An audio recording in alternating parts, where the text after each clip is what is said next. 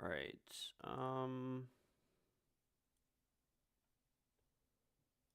Should be chilling.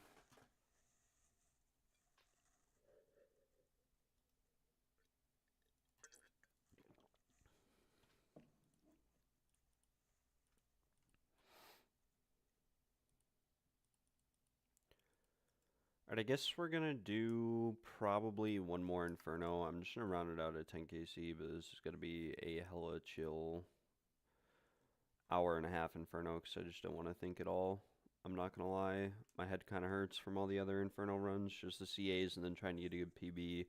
I'm basically out of chins. I tried to get a sub 50. I used a couple thousand, few thousand chins. So, yeah, I don't really feel like really rushing it or doing anything sweaty, perflicking, or whatever. We're just going to pretty much brute force KC to round it out at 10. And we'll do a few more Slayer tests, get 95 Slayer, and then we should be hopefully approaching Grandmaster, right? After we get 95 Slayer, we just have to do the Hydra CAs, which I'm going to Slayer skip to get a Hydra task. Might have to get 2 tasks. I don't know how many you get normally, but we got to do 150 kills. I still have reinforcements. I have to get a piece of Huey Kotal armor, and then we have to do a Yama contract, and then I have the Pizza CA. Also, Pizza CA should be pretty free. Should be a one and done, not gonna lie. I'm just gonna Ancient Maze spec and then Perflick. Honestly, I think the Ancient Maze spec is overkill, but um, yeah, I think the harder part of this is just not drinking potions. It's not even necessarily the healing with pizza, because you really don't take damage on like a normal Yama fight. Um, or at least you don't take that much, right? Like, especially if you're doing the fight properly. But yeah, then we have to do a Yama contract. Unfortunately, I only had 3 forfeit breaths, like 3 bloodied blows.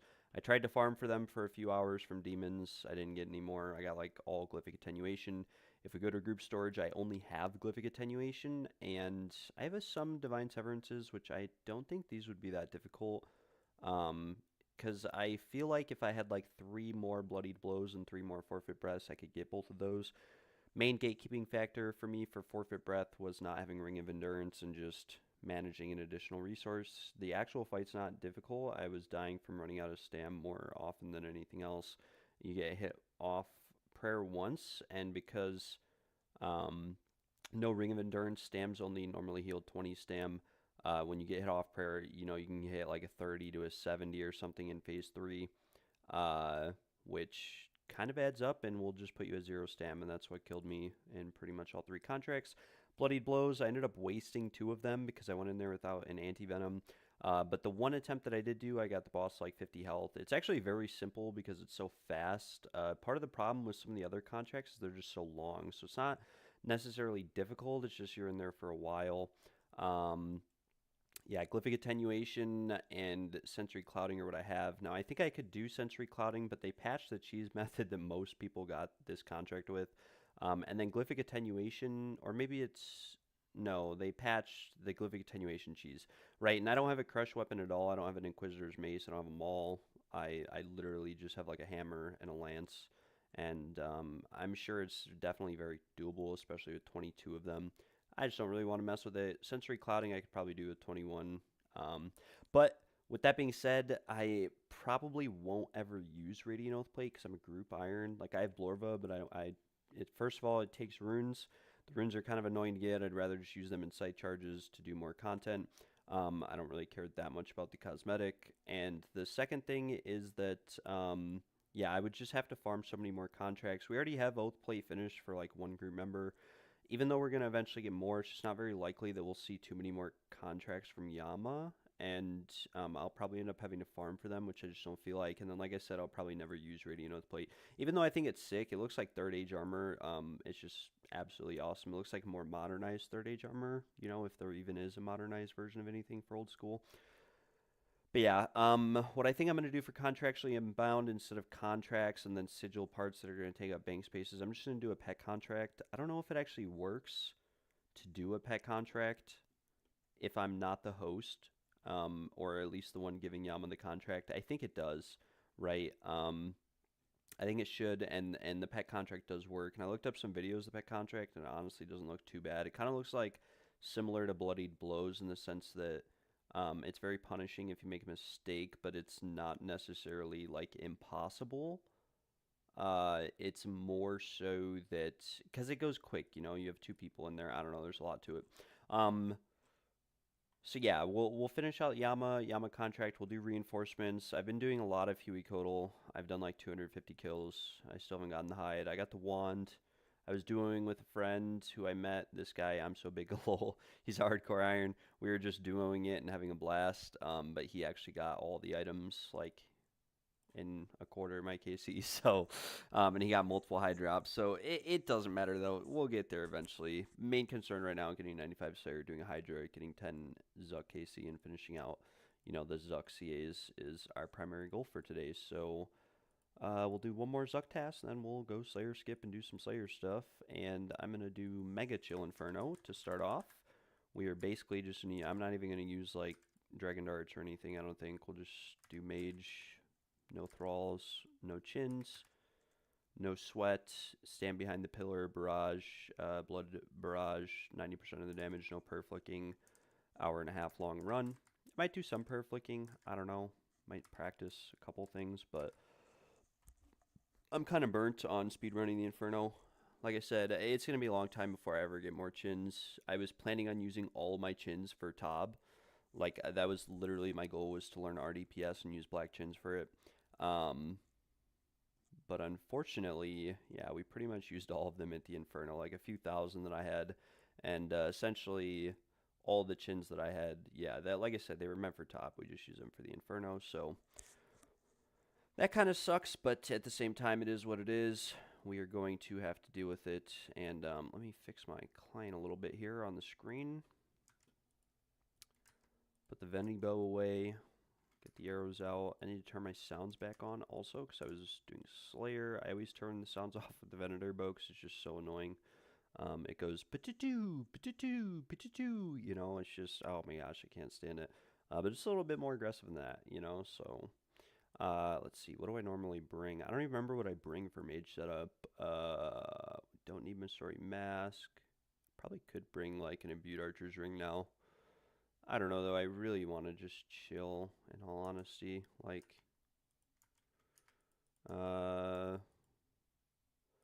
this should be all I need, right? Where's my Infernal Learning tab? Melee Ferno. Oh yeah, that was when I did the Melee CA, which was a one and done, but it was a very rough one and done, I'm not gonna lie. It was actually very, very brutal. Made a lot of mistakes, and I think I didn't bring in all the items that I really needed or wanted to, so it was just a little bit of a disaster. Something like this in the inventory, do switches easier, because what we drop is going to end up right here, right, so it would be something like this. I guess this would actually be a brew.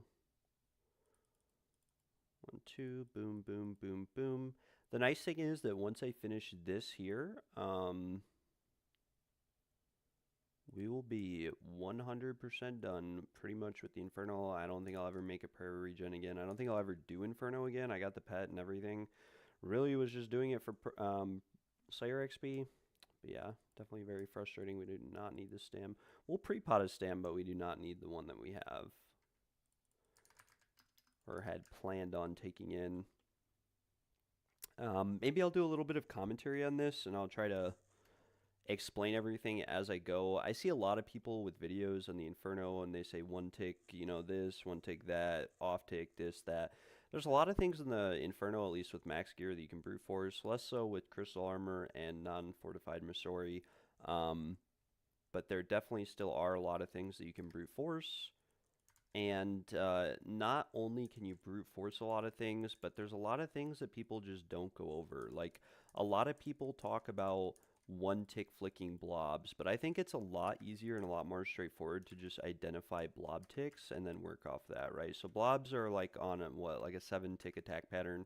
Now, unfortunately, because blobs are on an odd attack pattern, same thing with bats. Bats are 3 tick. You definitely do not or cannot like just camp mage prayer and then flick blob permanently. Like at one point, it will line up with whatever your attack cycle. But with that being said, there's still a lot you can do. I need to change my spell book. We need to change our runes. But yeah, there's just a lot of things. Like, I don't really one tick flick too much. It does help on pillar stacks, like 2 one tick flick, but I think one tick flicking is harder than just knowing the tick that the blob's gonna attack on and kind of reacting proactively.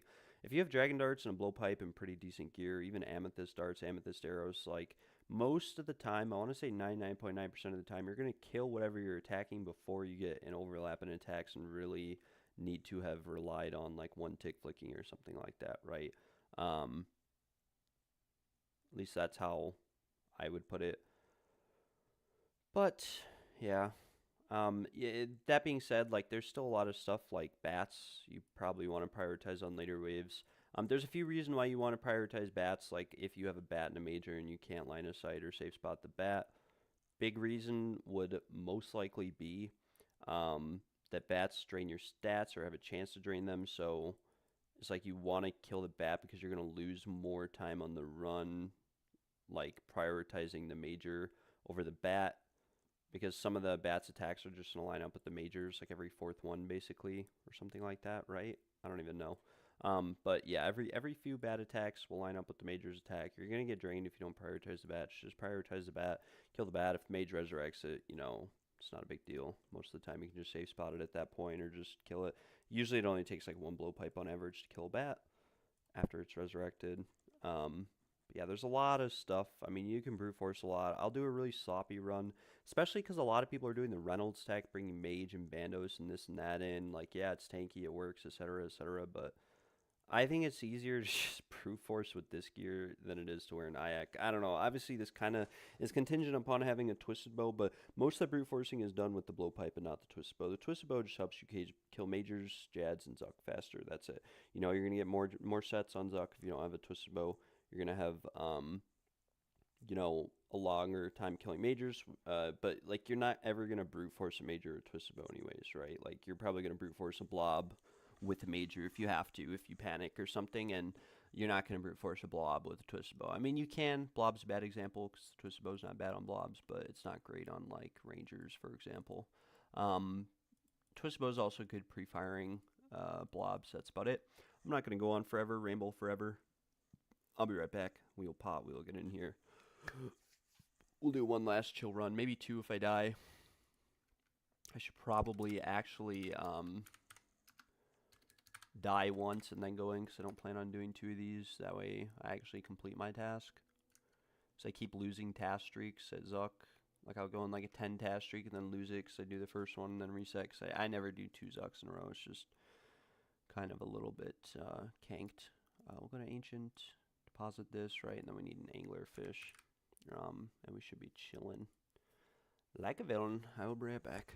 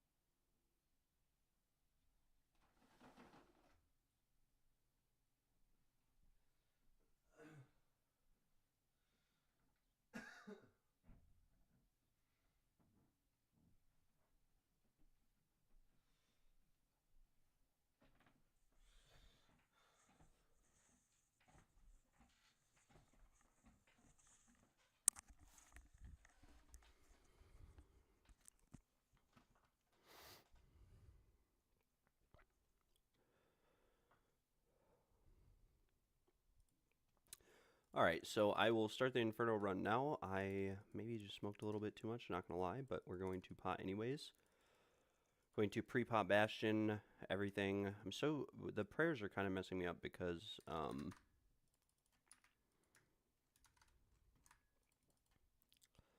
yeah.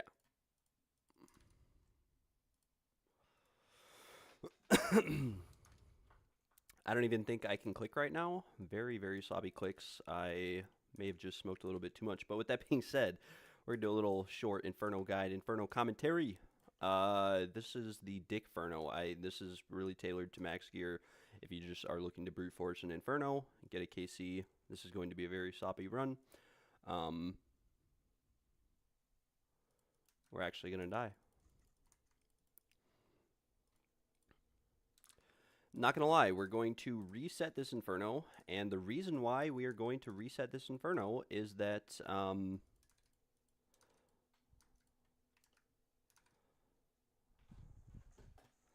whoa.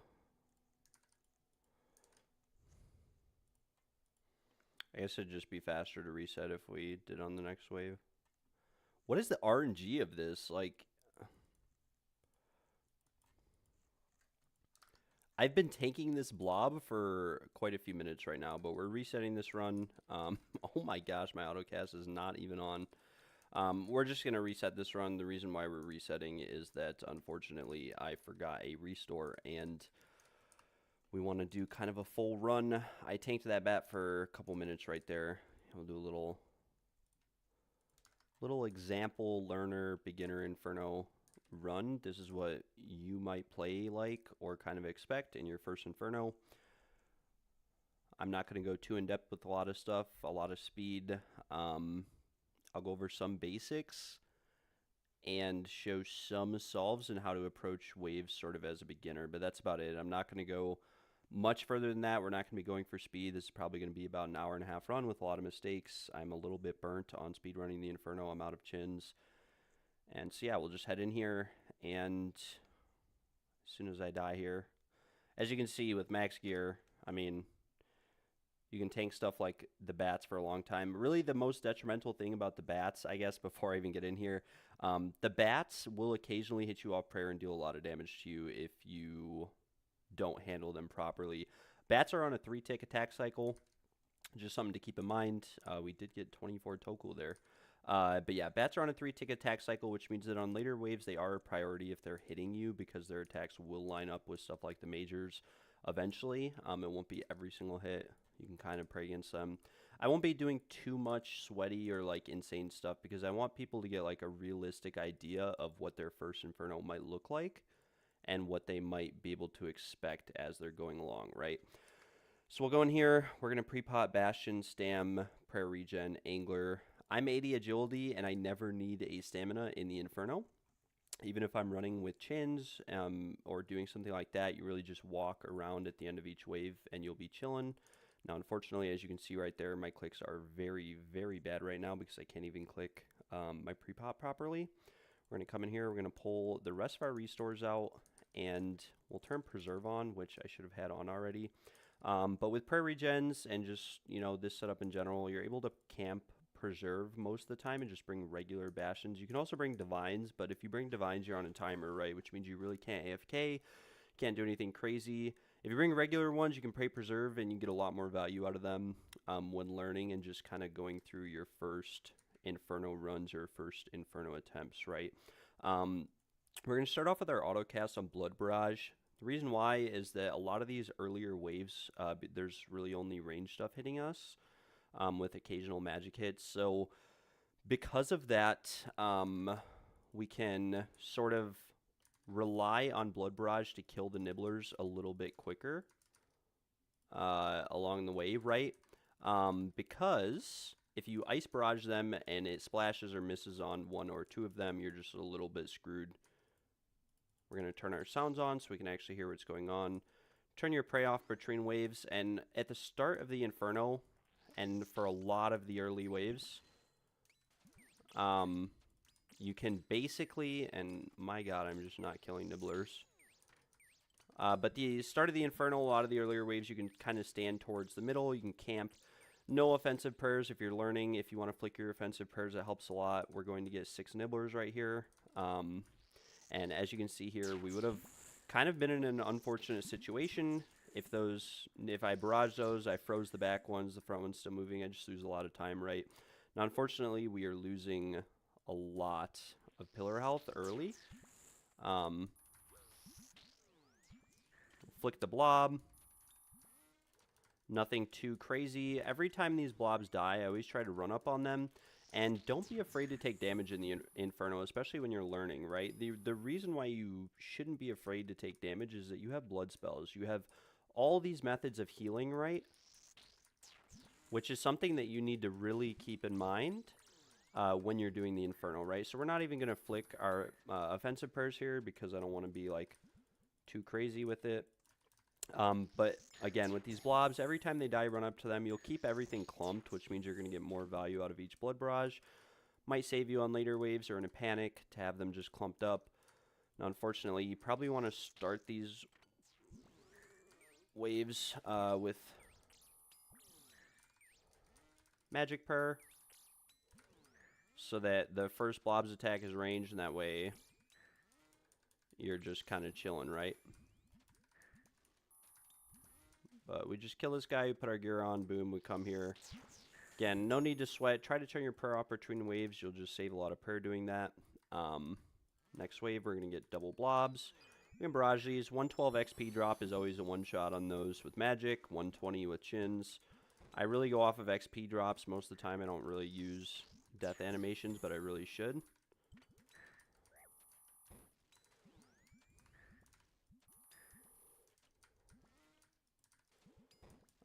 And you can be a little bit sweaty, you know, with your prayers. Now, unfortunately, we shut it off a little bit early right there.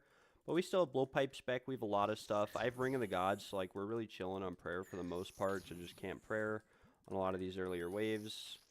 If you're full health and you have, you know, lone splits, nibblers, anything like that, always just try to, we can shut our prayer off for this wave. But every time you have something kind of alone, and if we run closer to these, we're going to reduce the travel time of our blood barrage also, which will end the wave quicker. But try to blowpipe them if you can. Now, on these waves, we're going to start getting melees. Like a 100 XP drop right there is like I killed 2 of them, but didn't kill the last one. So now we can just start, you know, killing the melee. We can flick our melee prayer if we really want. You can also safe spot the melee, right? Like if those nibblers went to like this pillar here, or if I one-shot them, I can just safe spot the melee on this pillar and not really take any damage. You can also safe spot the bat here by standing on this tile here. You'll always be out of range of the bats. The bats actually have a really short attack range. So you can see if they're in between a monster, they can very commonly be out of your attack range if you just take, you know, one step back. Gonna get double bats and melee right here. 111 XP drop. That kills them. So again, we can safe spot the melee pretty reliably on this pillar, on this side, as well as on the other side. Like if a melee is over here, we can stand right here or here. We can stand here to safe spot it. We can stand here. If the melee's on like this side of the pillar, like if I were to drag him down and... But if a melee was like here, I can step on this tile to safe spot him. There's a lot of different stuff you can do with melees. I think we get, what is it, like... blobs or something now. So like right now we can just kind of let the blob get dragged in. Every time we go behind a pillar or something, the first prayer that the blob sees from us is always going to be what it registers its attack as. And melees are generally speaking your first priority, right? So just something to keep in mind. We'll pray against this blob. We can bring blobs against the pillar while learning or just early on. I might get this off prayer. Never mind, I caught it in time. But we can drag a lot of stuff against the pillars while you're learning and just early KC. And if you drag it against the pillar, you can get this little range prayer here, and you can, you know, only have the ranger attacking you. 111 always kills 2 of them, by the way. You can go for a phantom barrage also. Phantom barrage is when you barrage, and you barrage on a dead target. This one might hit us. Just like right here.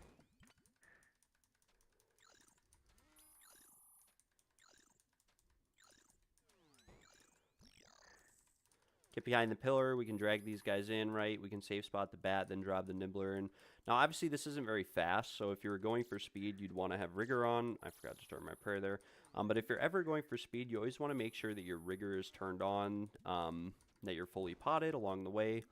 And something else to keep in mind is you probably don't want to be AFKing behind pillars for stuff to get dragged in, right? So every time we get that 111 XP drop, we can just assume that we splash on something. If you don't have, like, NPCs are removed from screen on death.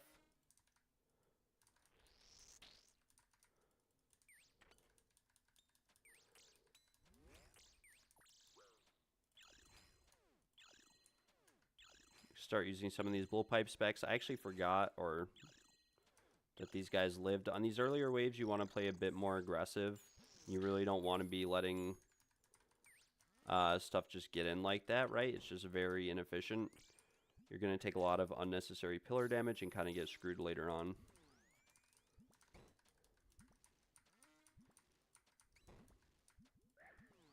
Unfortunately, we got melee to 22 there, but again, we're on Ancients. There's a 100 XP drop or whatever. Sometimes these splits will do a lot of damage to you, so that is something to keep in mind. You definitely want to prioritize praying against them. We get double blob here. Now, if there's one thing you probably don't want to do with double blob, it is kind of AFK a little bit. Now, honestly, I have no idea what tick I'm on, so I'm going to get hit off prayer a couple times here. Completely lost in the sauce right now, but that's all right. We'll just take care of these guys. Now, the melee's in a dig, and normally you want to, I can't even speak right now. Normally you want to prioritize the melee first. And there's a few reasons why you want to prioritize the melee first. The main reason why you want to prioritize the melee first is that, first of all, it's like one of the most deadly NPCs. It is like one of the most easy NPCs to deal with. Like, there's a lot of safe spots you can do and just a lot of ways that you can take care of it. But yeah, I think we get double melees right here, right? Now again, that was kind of an example of a bad thing. We can safe spot this melee right here. All these double melee waves. Very good to know these tiles. I can do this. I can step like 2 out. But if I step a 3rd tile out, I will bring him in. Or a 4th tile, I mean. 3 tiles safe. We can safe spot him here. But again, you really don't want them to dig too much because you're going to add a lot of like unnecessary time to your wave and your run in general. Our first prayer regen is out, so we can go ahead use our prayer regen. This predicted split time tracker, by the way, is actually very accurate. So you can see, obviously, that even making a bunch of mistakes, not really doing anything properly or correctly, I'm still almost pacing for GM time, having not turned on rigor a single time this run, right? So just something to keep in mind.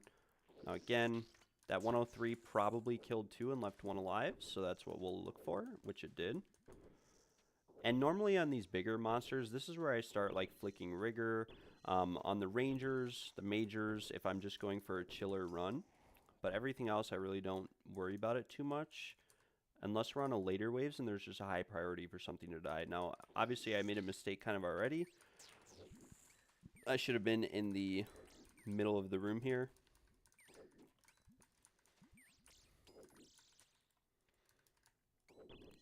Put the twisted bow on there and go for a little extra range fire on the ranger. If I was doing that a little bit more properly and kind of moving towards him, would have been in a good spot.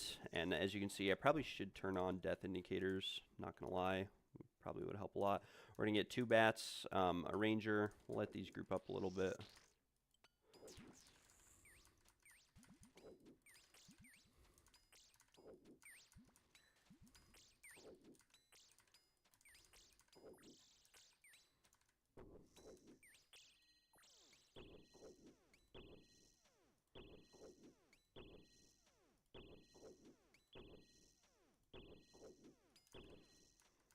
Kill the ranger. Very simple, very straightforward. We're on our 2nd dose of restore. I try not to use like more than 1 or 2 restores by the time the majors spawn. Now, unfortunately, this blob is just going to hit us here, but we can drag the ranger in here, and that way they're separated. You could 1-tick flick them. I mean, there's a lot I could do. You could also, if they both saw me at the start of the wave at the same time, I could have just flicked mage on the 7th tick of the wave, and we would have been good. Now, unfortunately, I have no idea how that just happened, by the way. Fortunately, we do not get an optimal death there. As you can see, though, I mean, we're barely moving. You know, we're going very slow. I have no idea where this blob is at.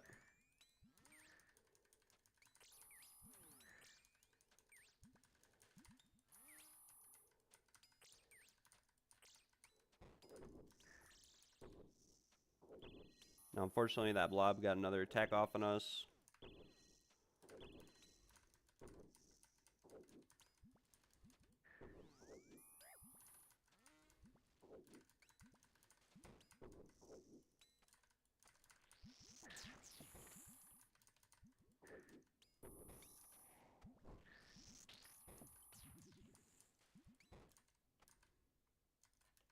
And we can kind of just keep camping our prayer and chilling, really, right?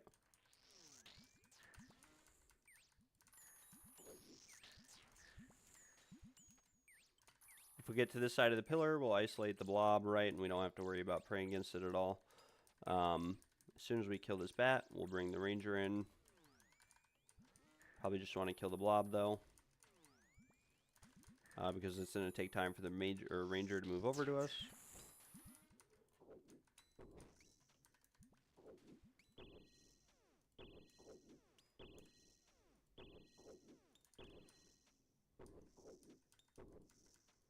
And we can just like rebash right now. I mean, our range level is really low, right? Which we probably just want to fix. And again, on these earlier waves, like these blobs really are not that big of a threat. Like they're not something that you want to just face tank all day, but they're also not that big of a threat. And just to show that to you, like we'll just run here and brute force this blob, right? So as you can see, the blob might hit me once or twice, but like we have blood spells again, right? So boom, I kill the blob. No one ticking or anything needed, at least not with max gear. If you have a bofa and whatever, you can't really do this, right? Now, we killed the ranger here, but the other two are alive, so we probably want to take care of those bad boys. And on the next wave, we're just going to get melees and rangers, and we'll be chilling, right? Now, every time I face tank or try to kill a blob like that, I always make sure that my rigger's on. That way, you're just boosted as much as possible. You could also use, you know, augury for more mage defense. Kind of depends. We're on wave 24. We've used 3 sips of restore. Kind of want to just monitor that a little bit. Now again, we have this melee here. We'll kill those, and then we can kill the melee, right? We can just safe spot him here. We don't have to worry about him digging. This way we kill him. He doesn't dig. And we don't have to worry about doing him at the same time as the ranger. A lot of these early waves are just very simple, very straightforward, right? There's not much to it. It's not super crazy, not super in-depth. You really just kill stuff. Maybe get the death animation plug-in. That way stuff like this doesn't keep happening to you. Yeah. Now we get, you know, 2 rangers on this side. This is why I'm saying it's pretty good on these early waves to just stand somewhat near the middle of the room, especially if you're going for speed, because the thing is that, like, you're just going to be in a lot better position to just safe spot stuff. And right here, we'll just tank the melee. Oops, I missed that prey. But the reason why we're going to tank the melee is just to prevent it from digging, right? So if we're camping prayers and he's digging and it's extending the time of the wave, we're just going to lose, you know, a lot more value on those prayers. I think we get 2 rangers here, right? So, like, we have a melee on this side, right? So what we can do here, pray against this melee. We might take some off prayer damage here, right? We could just kill these bats too, right? And something to keep in mind is that this melee is safe spotted on this bat, which is actually very nice here. So we can actually just kill the bats. And then kill the melee. Put our melee prayer on and let the melee hit us so that we're not, you know, adding time to the wave. If we didn't want the melee to hit us by having him dig, if we didn't want the melee to hit us, we could have ran like right here on the pillar and safe spotted the melee and killed the ranger. But the melee probably would have digged, although we could have kept him out of aggro. I mean, there's a lot of different things we could do. Unfortunately, our blowpipe spec did not really hit there. But again, not a big deal. Like, we're really chilling because we have blood spells, right? Ancients really carries the Inferno, especially when you're learning. I think we get blobs or something here, right? But Thing is, we have a ranger too, and we probably want to just kill the ranger. We're going to be pretty chillin' later on.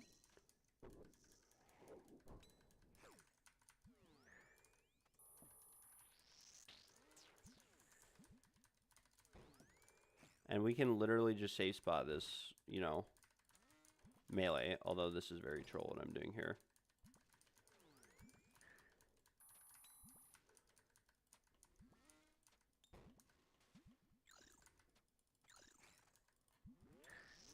Put our melee prayer on, boom. Very, very, very simple.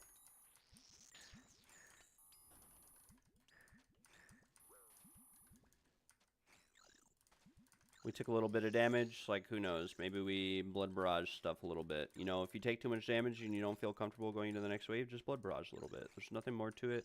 It's really that simple. It's not like super crazy, super in depth. We're on wave, what, 29? Who knows what we have on this wave? I certainly have no idea. Now right here.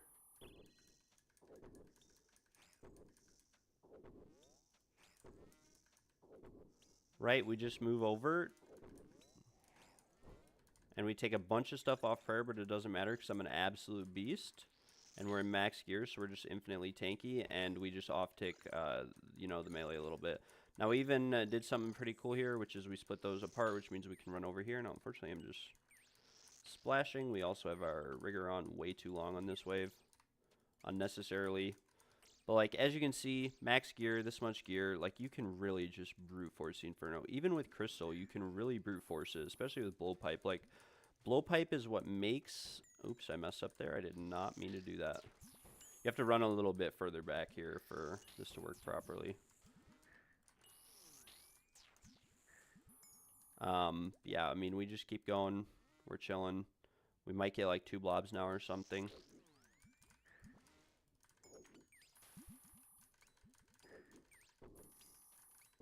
We can safe spot the blob, right? And because we have all this stuff hitting us, we probably just... Or not the blob. We can safe spot the melee. We can probably just kill the blob here.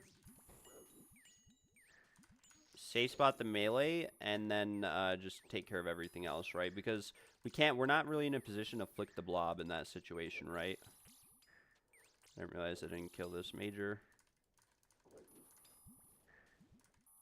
We can safe spot the melee yet again. Actually, no, he's not going to safe spot. So we just off-tick him. Right, no rigor, nothing needed. We're chilling.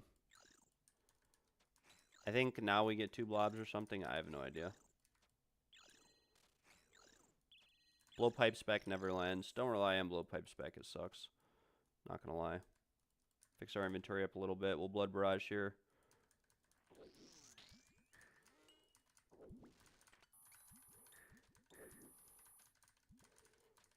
Screw it, we'll just like hella brute force this, why not? Pray melee, come around the pillar. Kill the major. And like this brute force, like just tanking the blobs, like I don't even have rigor on, you know, it just works. With blood spells. You would not do this with chins, you would actually off-tick everything. Now right here we could go for the off-tick if we wanted, right, by just praying mage and then turning to range, mage, range, mage. Could also do it with range mage on this side, right? So if I run here.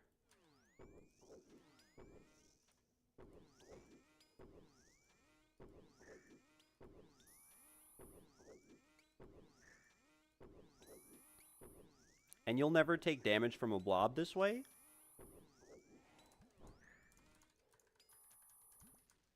Right? So just something to keep in mind. You'll never take damage from a blob like that. Probably didn't kill the major.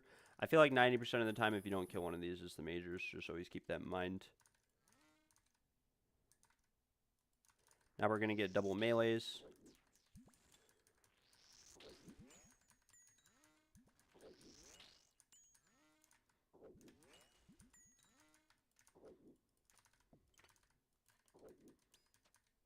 We can stand on this tile here to safe spot the 1 melee. Oops, forgot I was praying range here. We safe spotted the other melee. We just off-ticked them, right? Don't panic on the off-tick. Like, look at how many tiles, true tiles, something is away from you, and then use that to sort of identify if you're safe or not, right? Now, we might take an off-prey range here, unfortunately. Other than that, we'll just kill the melees here and we're chilling, right? And we can re-prayer regen. I haven't had it on for a while, but we're chilling. We actually don't even have to pray melee here. Like, I can just step back right here and we're extra chilling.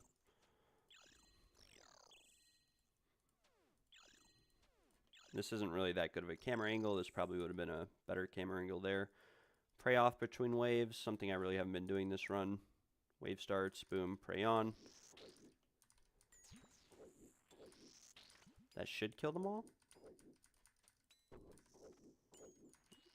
That pillar's taking heavy damage, so we'll definitely prioritize killing those. Not a big deal if your pillars fall early, but you want them to be, like, you definitely want pillars, especially if you're doing your first cape or just in general. You definitely want pillars on the later waves, like 55 to 65. You want pillars.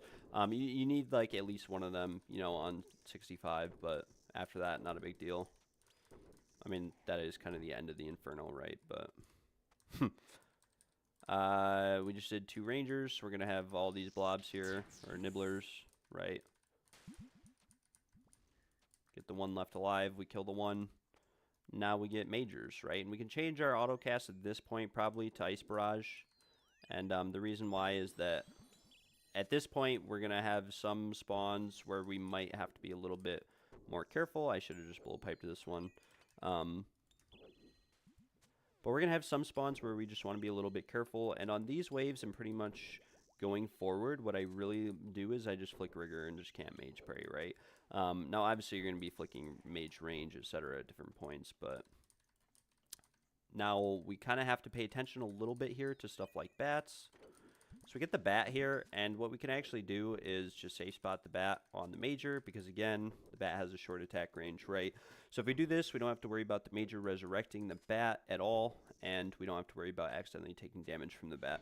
So really important to kind of utilize different safe spots for the bats and be able to take them out efficiently. Now, if this bat was hitting me at the same time as the Major, I would have just killed the bat and hoped that it didn't resurrect, right? So just something to keep in mind as you go along. 112 XP drop. Always one-shots. Now, unfortunately, we're very late on moving here. Had I moved earlier, we probably wouldn't have to worry about this bat hitting us. But right now, the bat's hitting us. We can actually... Oops, please do not hit me. We can actually just, you know, flick the Major and camp range prayer outside of that, but we will eventually get hit, so there's something to keep in mind.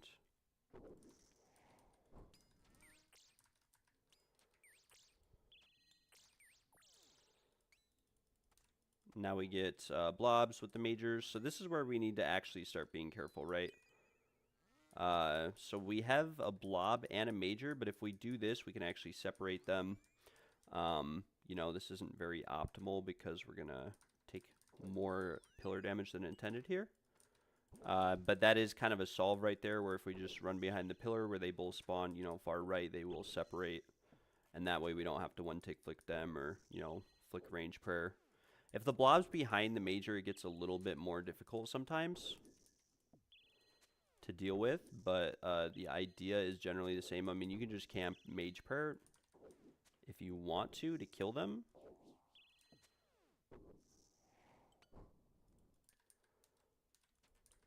And you'll be chilling every time, right? We kill this guy, we'll run back. I did not mean to Ice Barrage there. I actually meant to Blood Barrage, and we missed the Phantom Barrage. But the Major will block the melee, and we can just do this because we froze the melee on accident. Put our gear on, still camping prayers between waves. Why not? Screw it. This blob is just going to get auto safe spotted. Can actually just go behind here, and this isn't very optimal. Like ideally, we could one tick flick the two. Might get the this guy to respawn here, but it's not going to be a big deal if he does. That was very bad, by the way. I should never have done that. I forgot he was frozen. Thought he was going to get dragged in. But yeah, we just killed the Major now. He might resurrect the blob. If he resurrects the blob, we might have to like one tick flick, you know. This was not very optimal solve for this wave, but it works, right? Or it gets the job done, I should say. It doesn't really work. We can blow pipe this guy to get some health back. No big deal. Kind of a waste of both blowpipe specs.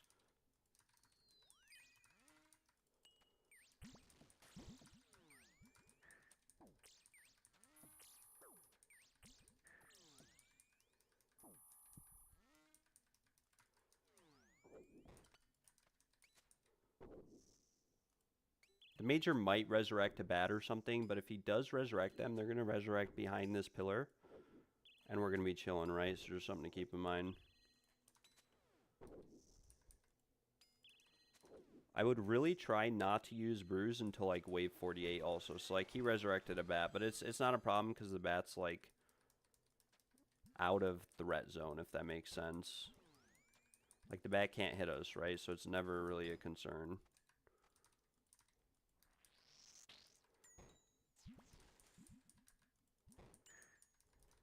Messed up again. Now on some of these waves, if you really want to, you can, you know, heal on NPCs such as this. Oh well. But boom, we heal.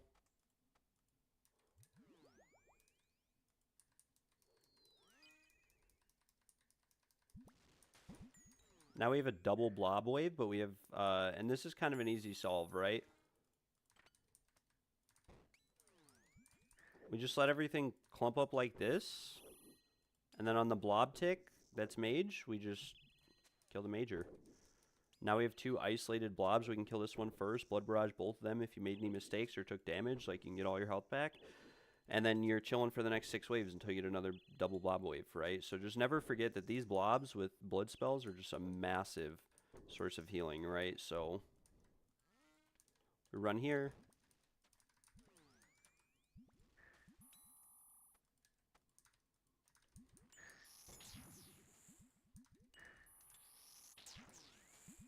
Kill the blob. Forgot to put my range gear on. Oops.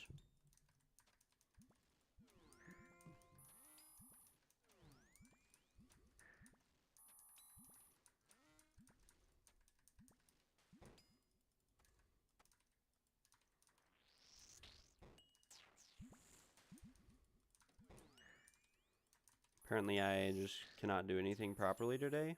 Also probably want to keep our inventory fixed. That way we have the same before we switch the whole time. So now we get like what, mages with meleeers or something like that. Yeah, mages with meleeers, we're chilling, right?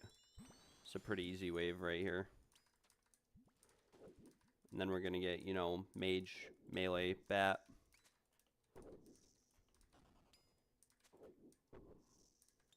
Every time you hear the ch-ch-ch-choo, that's your prairie gen running out. Just remember that.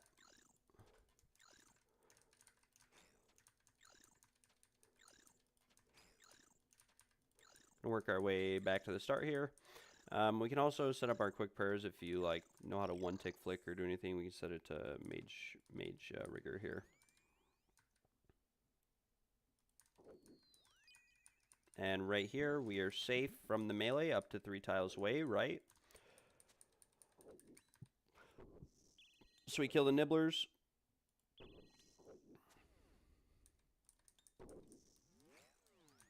We can reset the melee's dig timer. It digs every 30 ticks, and we can reset that timer by just stepping in its melee range. I guess I didn't really explain that earlier. It's like right there, and then as you can see, the bat's behind it, and the bat can't hit us, and we're chilling, right? Something to keep in mind. Then we can step here even, and we don't even have to pray against the bat, right? So we can just conserve even more supplies.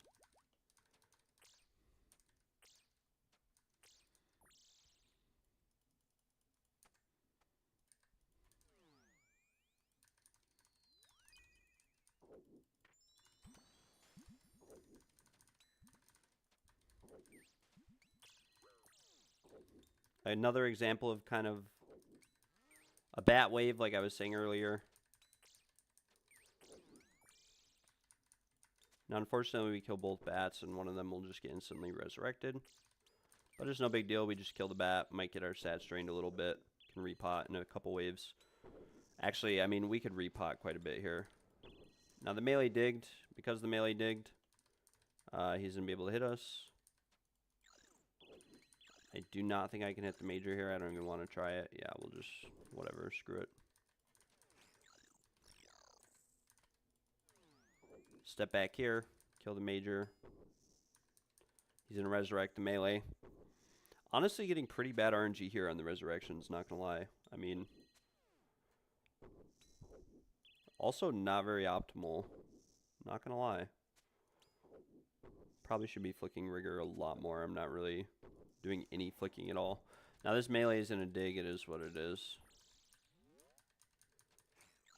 Never mind. I caught him in time. And we're chilling again. Now I think we get blobs on this wave with melees and mages. This is probably where the Inferno starts getting actually deadly for most people. What we can do here is known as a cheeky little corner trap on the major. We can fix the corner trap right here. We could one-tick flick them, or we could just kill the blob, you know, and not have to worry at all. It'd actually be best to kill the melee here. I wasn't really planning. Oh, it's because I got my... That would make sense.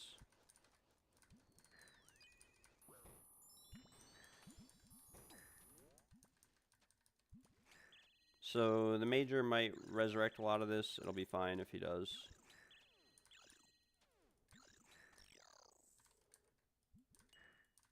That was not very optimal at all. I should have just went off tick to them. But I didn't want to be super sweaty. Like I said, I kind of want people to get an idea of like how to complete this reliably without really worrying too much and getting too sweaty with everything, even though it is most efficient or most optimal. I'm not going to deny that. I mean, this is normally what I would have done here is just off tick to these two and killed them. Right, but like him resurrecting the blob, like it's always going to resurrect south of this pillar. It's not going to resurrect over here behind him, so we're really chilling because of that, because like we took this damage on this wave and like look at this. We can just heal it right back up. Right, because the blob's going to die, and we could barrage the blood if we really want to, or the blob. But he dies, and I'm just going to pick these brews up here. But yeah, he dies and we're just chilling, right? So right here, we just get behind the pillar. This will give us a better idea. Ooh.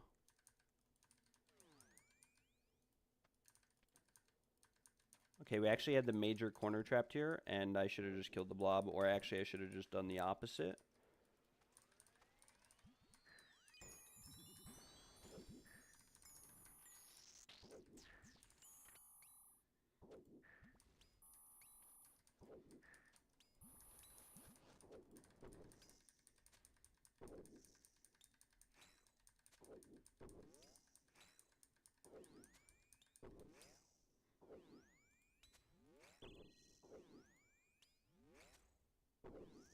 Now we just have the melee and the major off-ticked.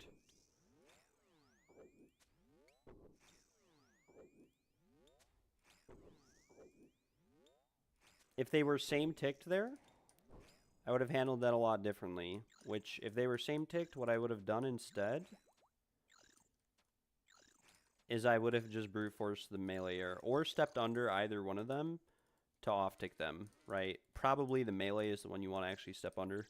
But if you step under the melee, you will offset his tick, like the same tick that he's going to attack you, right? Now, unfortunately,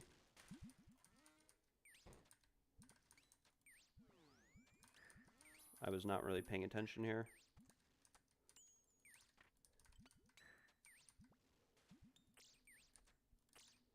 And so we weren't doing anything at the start of this wave. That'll kill them. Come back around here. Like, the thing is, right, we could just kill the major and not have to worry about him resurrecting anything, but the melee's in a dig.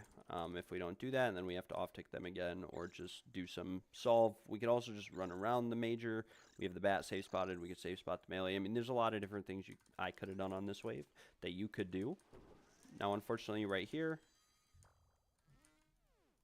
we get the blob resurrected. Now, this is what we didn't want to happen because he kind of resurrects in a bad way. But we can do this. We can just T-bow him from back here. And now we're going to get this really weird clump of NPCs here. But we can just pray range, and we should be chilling. We have the bat here. And again, at this point in time, you probably want to kill the major. But, like, the major might just end up resurrecting this entire wave. But if he does, like, oh well. You know, we have our first actually challenging wave coming up, which is 48 here.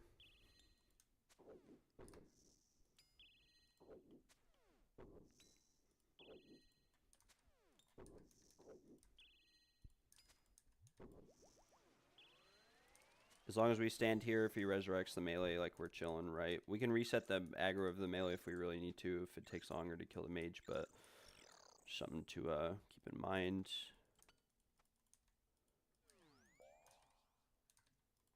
On these more challenging start waves, we're going to handle things a little bit differently. And we could have off-ticked those there, again, if we wanted to be a bit more quick. Or more centered on speed. Should probably be praying mage here.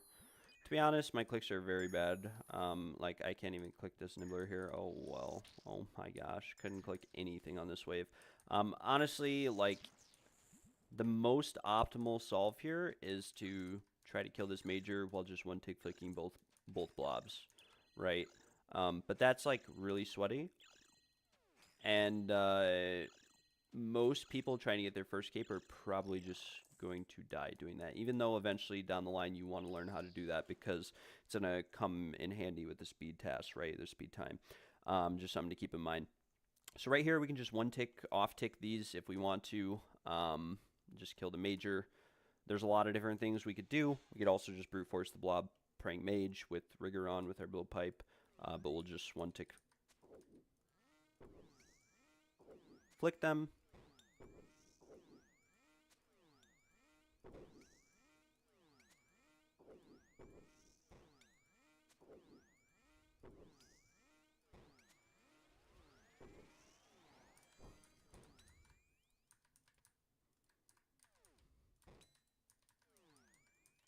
He resurrected the melee. We'll just save spot the melee. And then just for, like, kind of demonstration purposes, we're going to step behind the pillar here.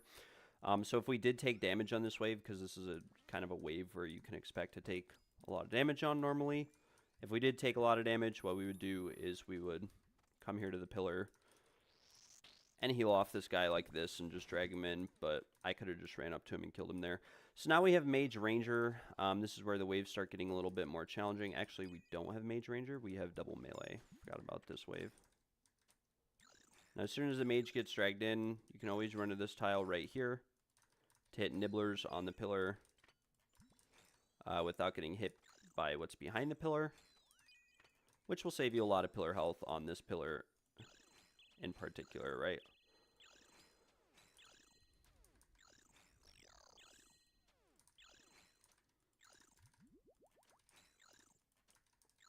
Now, unfortunately, our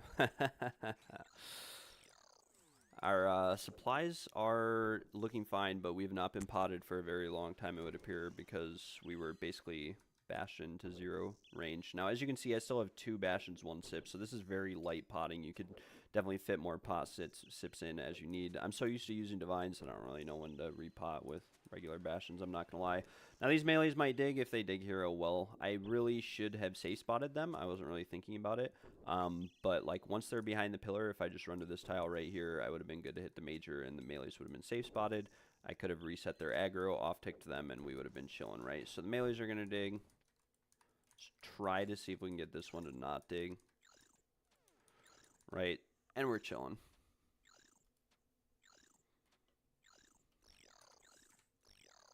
We do that, we come back here. Now we have Mage Ranger, and this is where the waves get a little bit more deadly. So we get the Ranger right here just absolutely beating our head in immediately on the start of the wave. We can stand behind the pillar, Blood Barrage this last nibbler. Definitely still want to try to preserve as much pillar health as possible. As soon as we see the Ranger attack, we will go to Mage Prayer and run around the pillar. You can actually do it like the same tick that he attacks, because the major is going to be delayed, because since you're moving, it's not going to like be delayed in terms of when it sees you, but you're moving, right?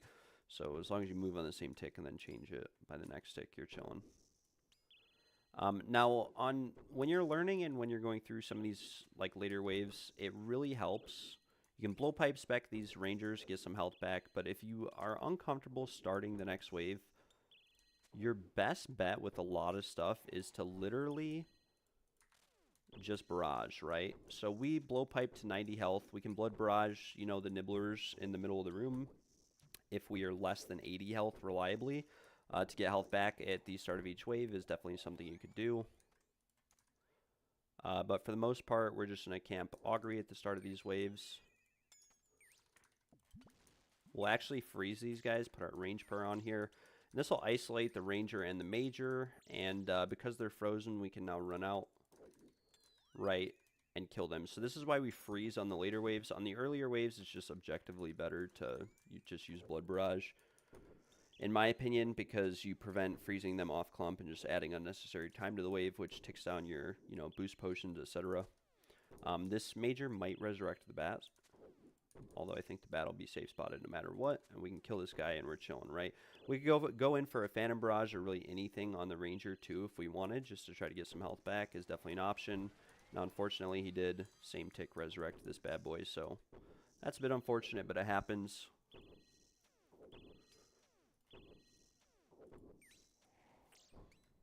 And I didn't even go for the cheeky little barrage there. But stand right here. Going to get our head bashed in by the Ranger, potentially. Now we have a nice little off take here. The Major should see us first if we run out from where we are. I'm going to kill the Nibblers first. Because we froze them first tick, we have room to step out and hit them. Now in this scenario right here, you could try to brute force the Ranger, but chances are 9 times out of 10 you're just going to get absolutely demolished. Most of the time you want to try to kill the Ranger first or last anyways, that way if you need to heal off of it, like if you make a mistake you can do that, right? So the solution here is to literally just run out. We're going to pray Mage.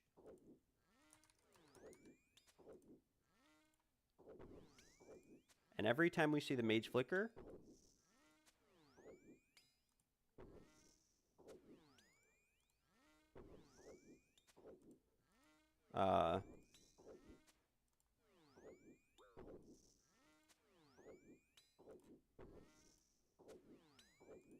we're just going to change back to range.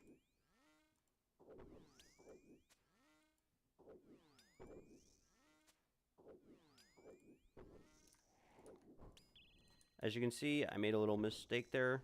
Oh my gosh, I almost just died making another mistake. So what we can do here is we can blow pipe spec this big boy. Right, and we're 57 health, which kind of puts us in a little bit of a deadly spot next wave if we make a mistake. So we may as well Blood Barrage our health pack. Now, I would have been full health here and would have been fine had I not done what I just did there right there. But it happens. It is what it is. Now, we're just going to put this back on Blood Barrage since we're Ice Barraging at the start of each wave and really just auto-casting on these points. We can just manually cast Blood Barrage, right? But like right here, we can just heal up. These bats each have 25 health, so we'll get some health back here. This will put us in a healthier spot, and if we're still below 80 health, we can just Blood Barrage to start the next wave. We're pretty deep in right now, like we're wave 63. There's only 12 more waves left, so if our pillars take some damage on these waves, like this is why we really tried earlier on to preserve as much health as possible, right? So we keep getting this Ranger in front, which just sucks. Now what we're going to do right here is just step right here, boom, run back, Blood Barrage, that'll give us our health back, and then the idea here is the same, right, as last wave. We have a triple stack on the pillar, blob in the back, we're just going to put our Twisted Bow on, and one tick flick. Now I know I said that I was going to try to keep one tick flicking out of this guide. You could theoretically just run out Praying Mage, Camping Rigger, brute force the blob, and then try to kill the Ranger. But you're probably going to die. You probably brute force the Ranger first. Better to just one tick, you know, flick in these situations right here. I need to keep remembering to put my Per Enhance on, though. But we'll run out, and basically same concept as before.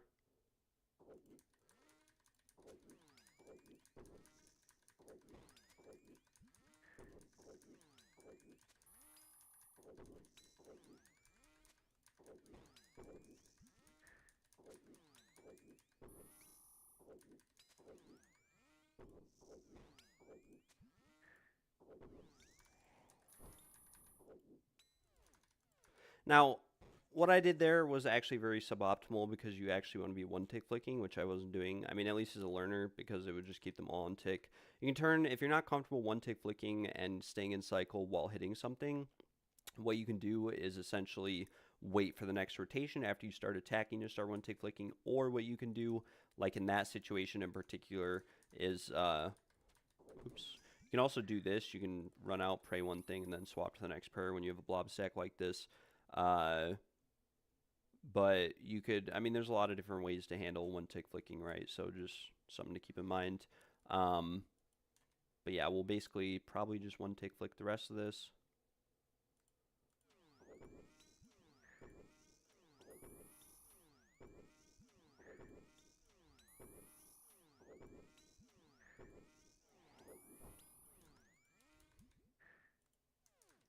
That's unfortunate that I missed that. I forgot I was going to be mage. But we're chilling. We just do this, right? We run back here. Get the barrage. We can go for the little phantom barrage when they die. And now we're in a very healthy state for the next wave, right? So again, same thing. Boom. Mage prayer, augury.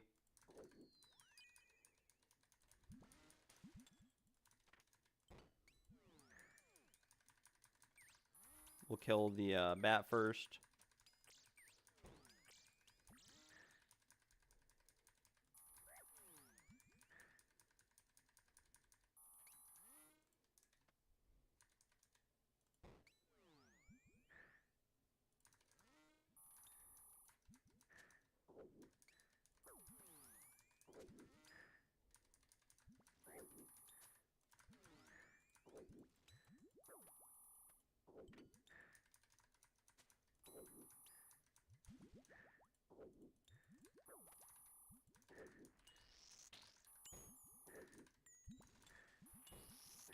And this is very troll. Not gonna lie, I have no idea what I'm doing.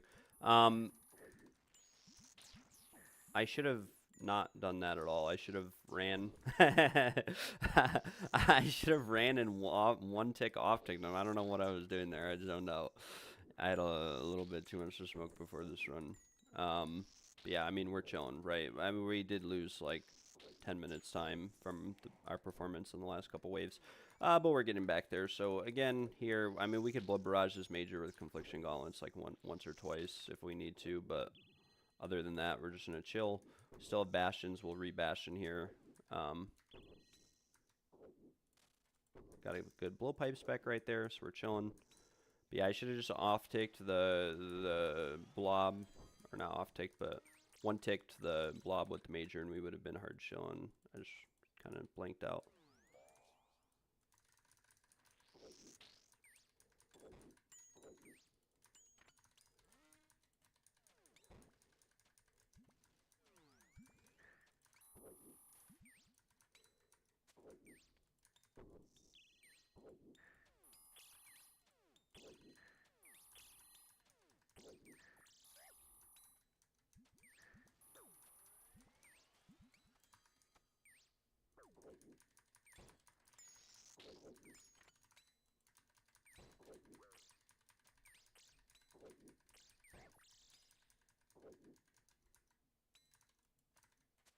I guess this works. I don't know.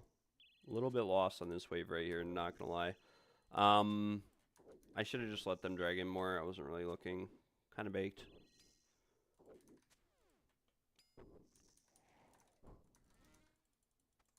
The blob may have seen me. Oh, well, if it did.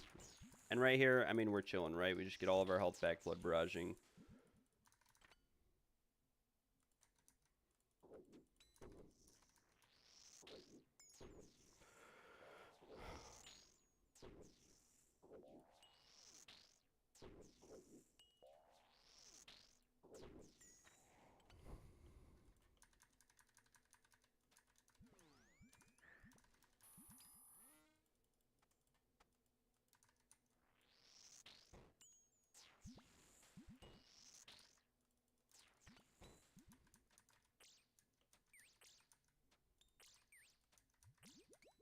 My inventory is all sorts of whack right now also.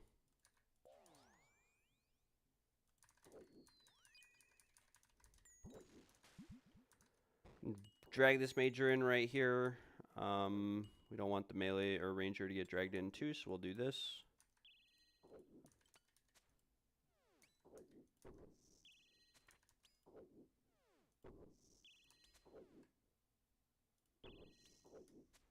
We'll one tick flick the ranger with the blob.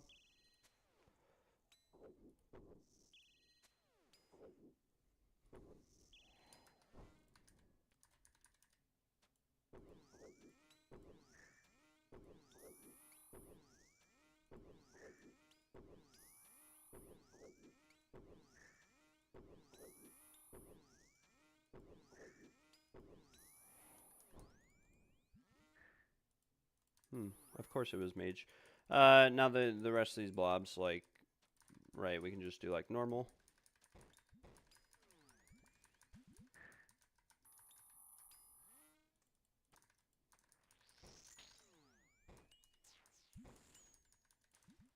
That did a range attack, of course.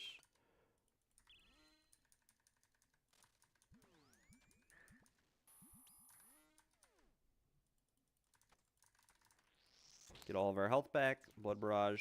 We're chilling.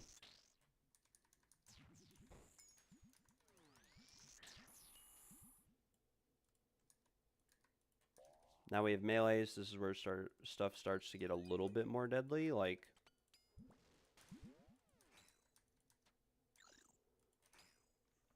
but we're going to have a few chiller waves too where we get spawns like this, right? Because there's just not enough monsters spawning for there to be like anything that's actually going to kill you. Kill the melee. That was actually pretty bad. We shouldn't have killed that melee. We should have ran right here. Like in an ideal run in between the pillars, safe spotted the melee and just killed the major. That way we don't have to worry about the melee getting resurrected and being a problem later. And we could just reset aggro if we need to by praying melee in the middle of a rotation. Like, basically the way that resetting aggro works while you're taking something else is as soon as you see the animation go for the one, you just turn melee on, click next to it, run back next stick, and turn your prey mage back on or whatever, you know?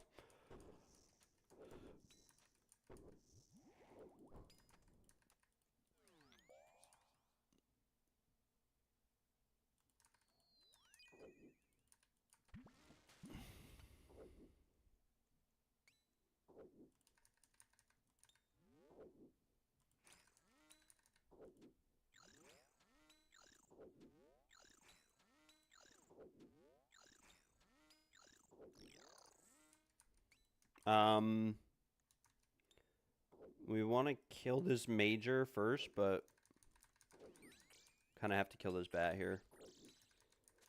Because if we don't, we just risk stat drain and all sorts of other crap. Run drain, prayer drain. I don't even know what the blob or bat drains 100%, to be honest. Boom. We're chilling. We just keep killing stuff. Who cares? It is what it is, right? We still aren't really at a hard wave yet. Hard wave being like wave 63 or something. I mean, there's really only a couple hard waves, which are the double blob waves. And it's because if you don't kill the blobs quick enough and you panic and you're not praying the right thing, you'll just get stacked out eventually. The blobs don't hit you too frequently, you know, even in lesser budget gear. But when they do hit, they hurt, and it builds up over time, right? And you can't just sit there and spam blood barrage. I mean, you can with some builds, but can't just sit there and spam blood barrage and out heal it most of the time. But you can bullpipe spec it to out heal it a lot of the time.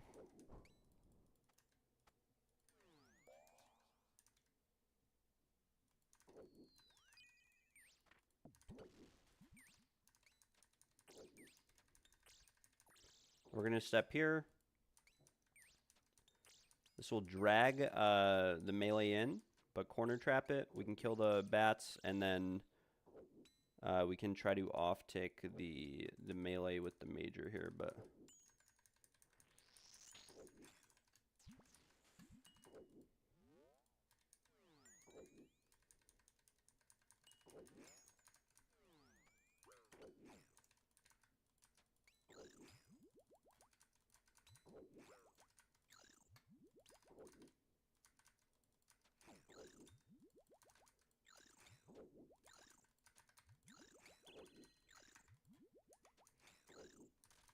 Man, that was so dumb.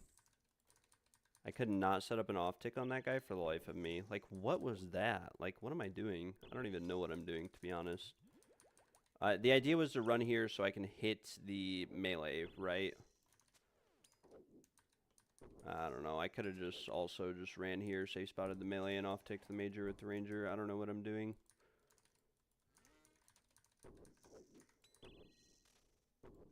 And of course, the blowpipe spec misses, or spec misses too.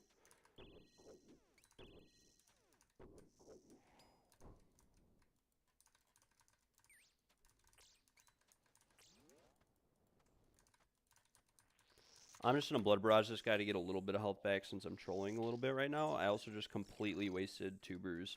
Like, ideally, you want, like, 1 or 2 brews for Zuck. It's not a big deal if you don't have, you know, if you have no, you don't really need any brews to do Zuck. I'll be 100% honest, but, like, it definitely helps a lot. Like, it's something that you want to have, like, 2 brews.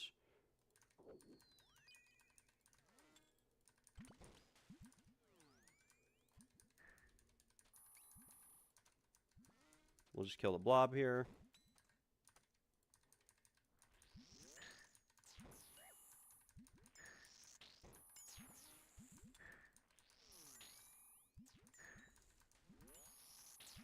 I did not realize those guys were going.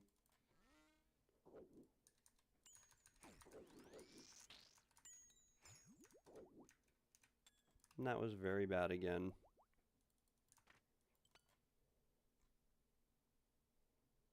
I mean, I really don't want those guys to just munch on this pillar. I just got absolutely annihilated by this melee, and now it's not going to dig forever, and I can't off-tick these guys because of how they're set up. Actually, I can. I can run right and then run back left, and they'll be off-tick, but I kind of want to kill those guys, the nibblers, but we can't really do that until we can get to a point where we can off-tick. Wait, why am I not just killing this guy? I don't know what I'm doing here, I'll be honest. I should have just killed that guy. Why am I waiting for him to dig? How bad am I? What?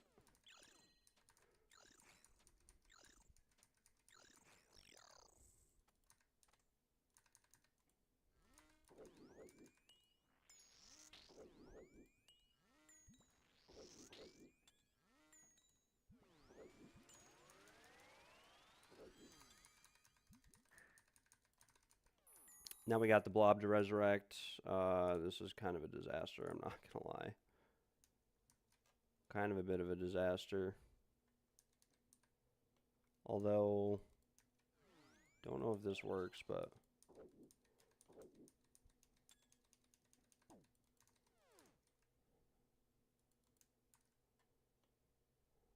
Okay, that's what I thought. I was like, why aren't these guys separating? Okay. Yeah, we separate them, we come in here, we just do this now.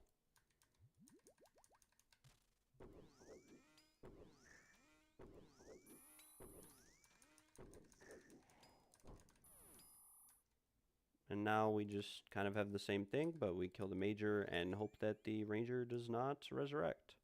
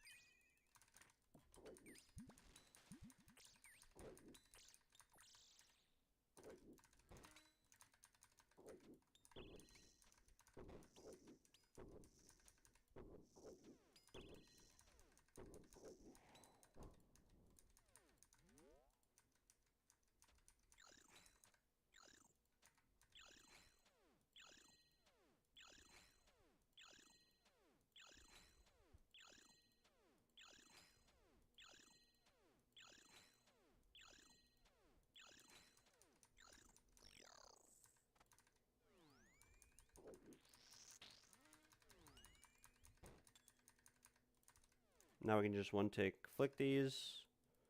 Probably just kill the blob first.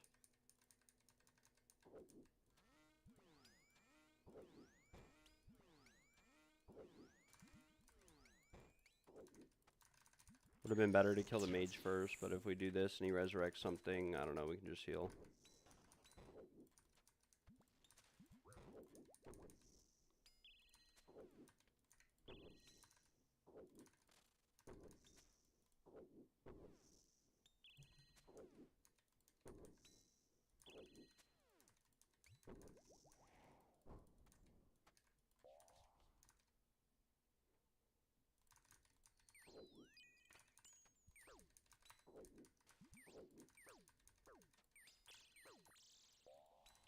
Wait, what am I doing again?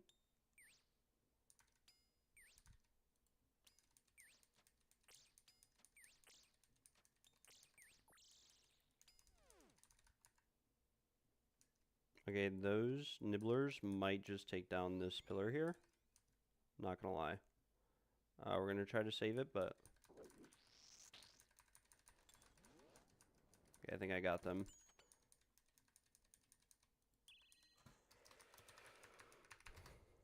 Grats Duque 2025. Okay, so what we're gonna do here now is some blood barrage for health off this guy because we can, and that way if we make a mistake when we're one tick flicking this right here, we're chilling, right? There's something to keep in mind. And what we're basically going to do, I think here, is just put auto retaliate on, and that way it might actually hit the ranger first. I don't know. I can't remember what it does. I think it hits the ranger first.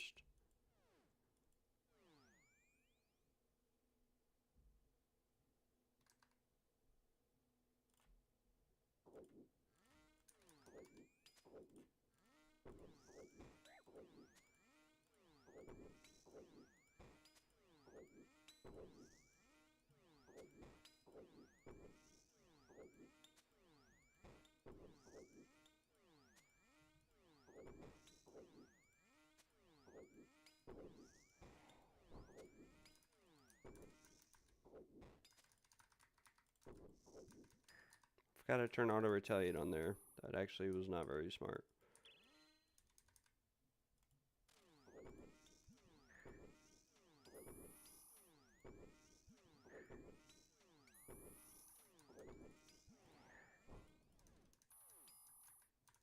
Now we can just heal off this blob and we're chilling, right? I mean, we're hard chilling.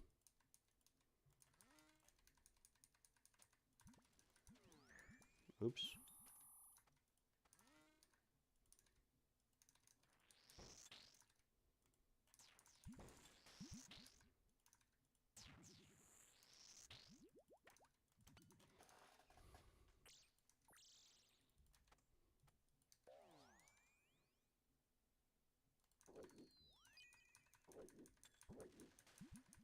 And not gonna lie, we kind of got spooned wave 63.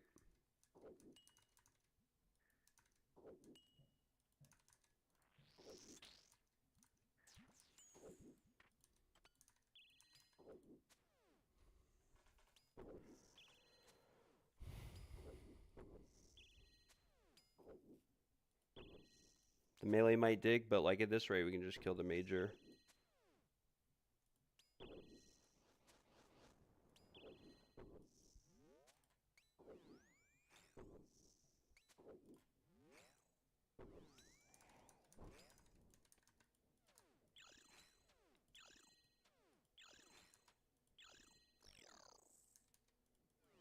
Now right here, we could do one of two things. I mean, I think it's better to just kill the ranger.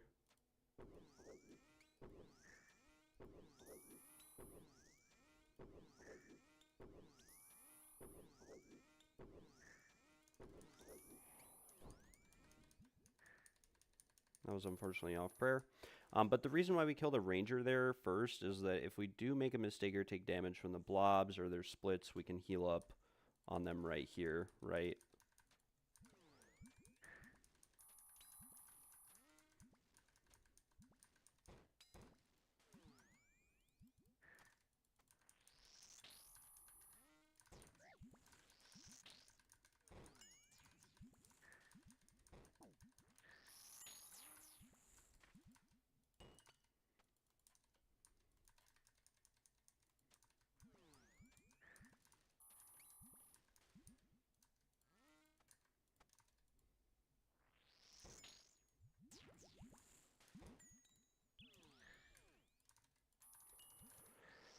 Now we have two melees, major and a ranger. This can also be a very deadly wave, depends on how it spawns, but we actually got very lucky here with the spawn.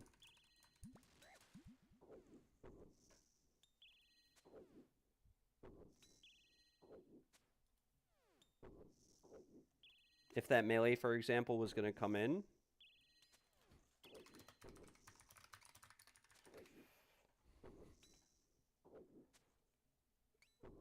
we could stand here instead of where I am now, and it would have trapped. Now, the one melee's in a dig. These guys are just beating on that pillar. Like, if we wanted to do no pillar loss CA, this would be the run to do it on.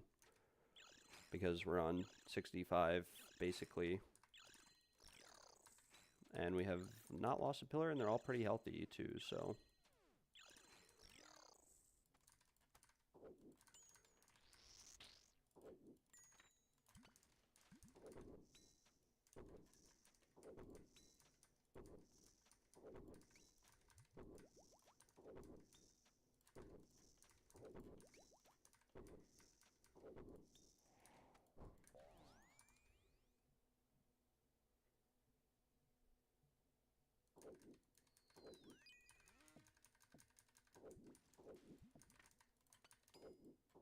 Now I could off-tick these. I could run out on this side right after the ranger attacks and start hitting the major.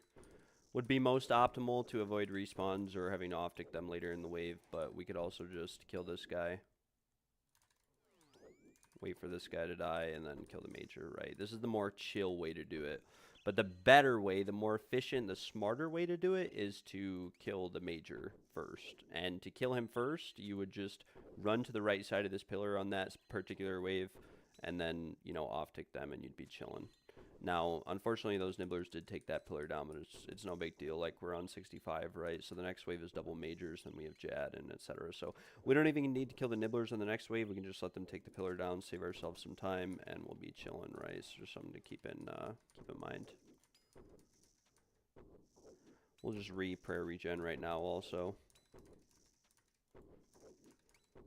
You don't want to be near the pillars at the end of the waves, so, you know, we can just run in the middle here. We'll be chilling. And we want to try to kill these guys, like, sort of together, so we'll try to get one of them low and then get the other one low. And those nibblers should take down that pillar, and they should, or it should hit the mage too and kill it. It should. I don't know if it will, because the north, or I guess, yeah, the true tile's next to it.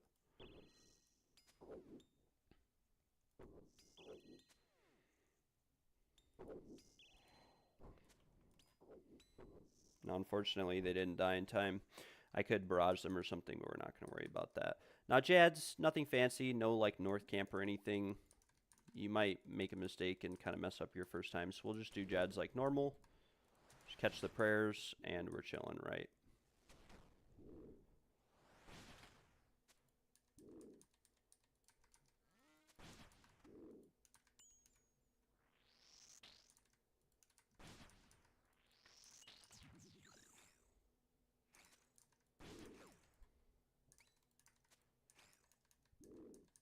Do this, and we'll clump them up behind, and we're chilling.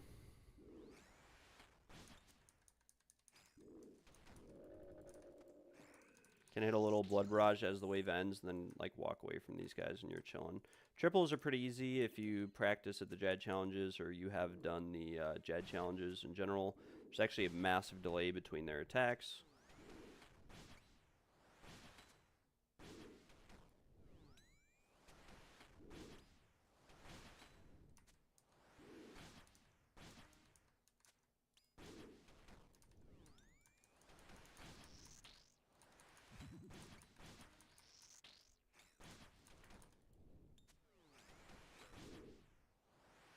Now this is not very optimal here to get hit by multiple of these guys at once.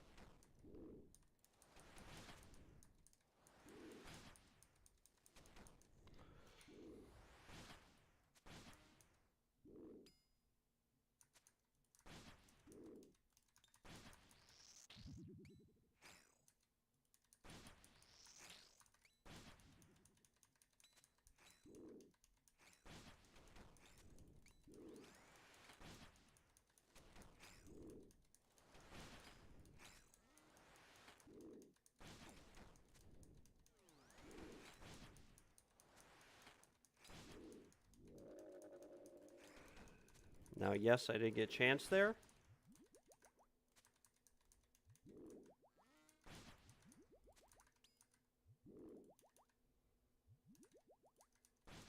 The reason I got a chance was I thought he did a range attack off my screen, but he did a mage attack. I got hit like a 24.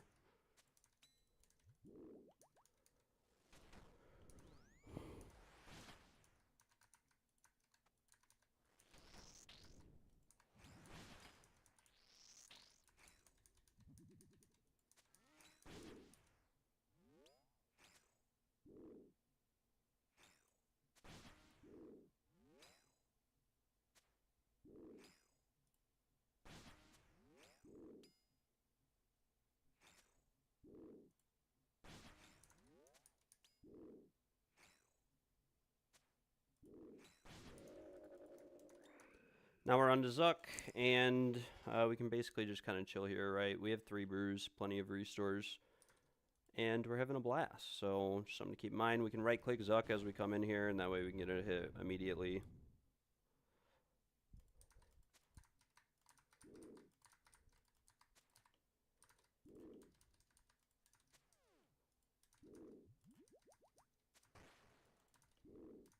Don't want to attack on these triple tiles.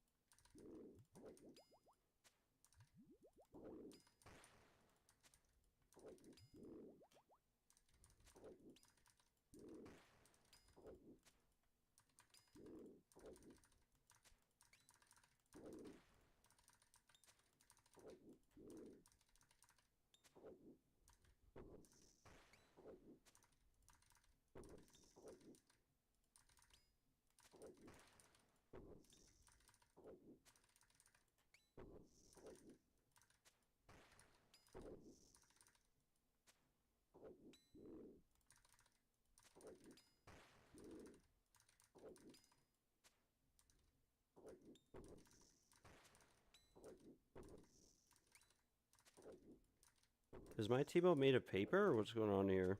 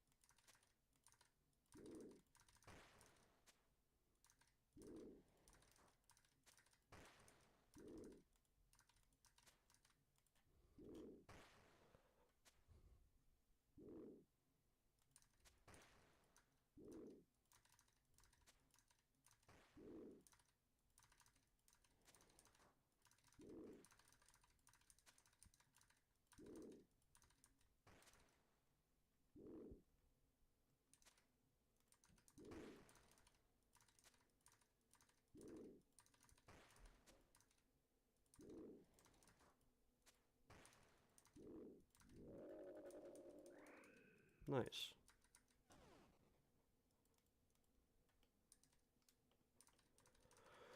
Very nice.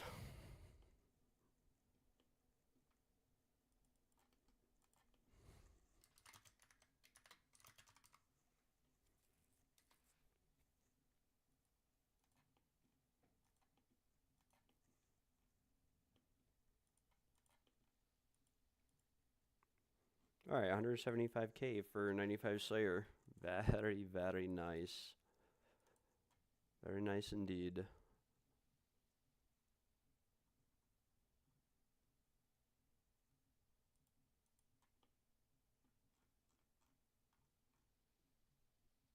See, so even that run was only like 10 minutes off of gym time, which is a lot of time. Like there was a lot of time wasted that run and a lot of mistakes made, but like it's that easy. Like I could tank Zuck hits, I can tank Jad hits, I can tank everything. I mean, obviously you shouldn't do that. That was very bad play.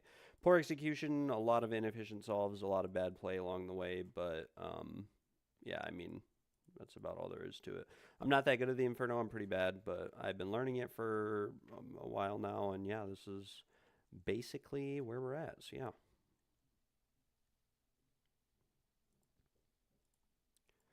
That was pretty chill. Very nice. All right, time to go to the Slayer Master. Dark Beast. I mean, I could kill them actually potentially just because it's only 10 of them, you know.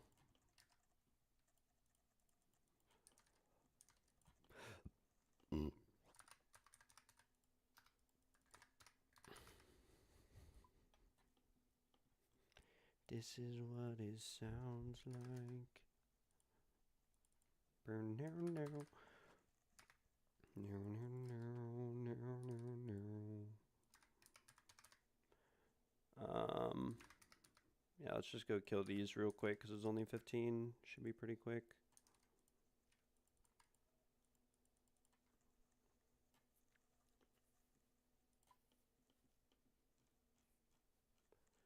Then we can start Hydra.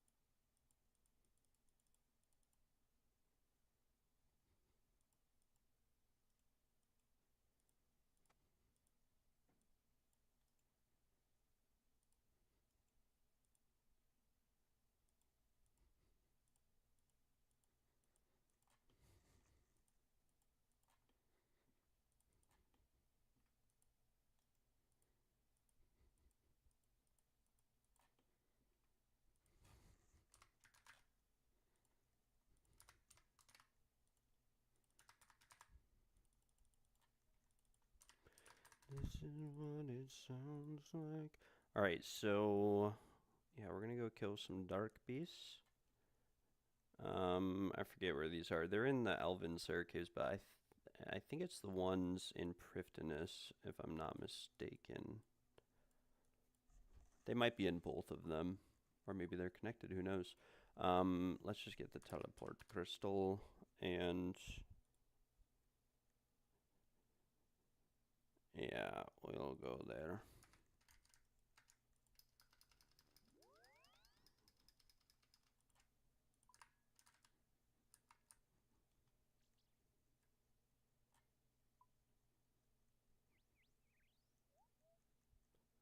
Right, it's like down here in the Ironworth dungeon.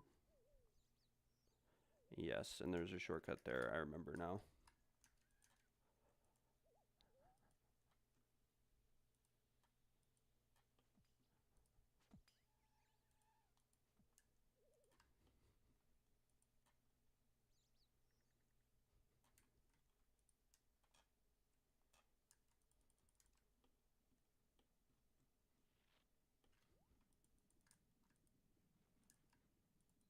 Where is it though? Is it this way? I think it's this way. Yes.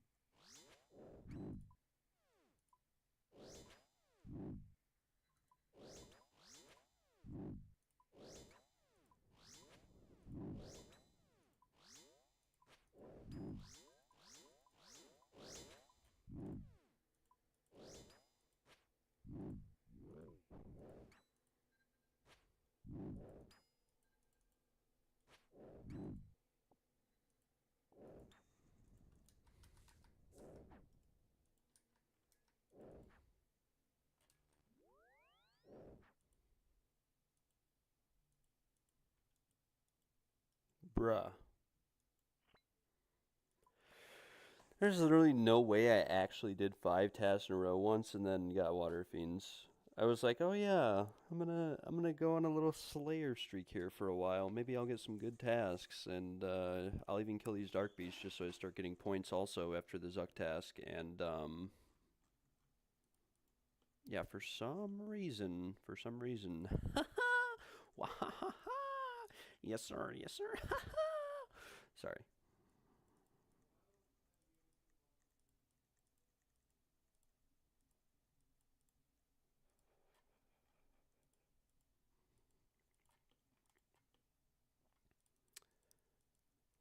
I'm kind of pumped though, I'm not gonna lie, to.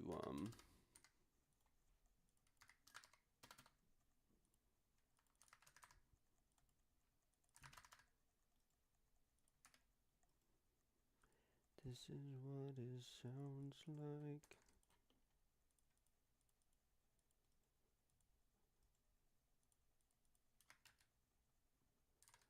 Do, do, do, do, do, do, do, do.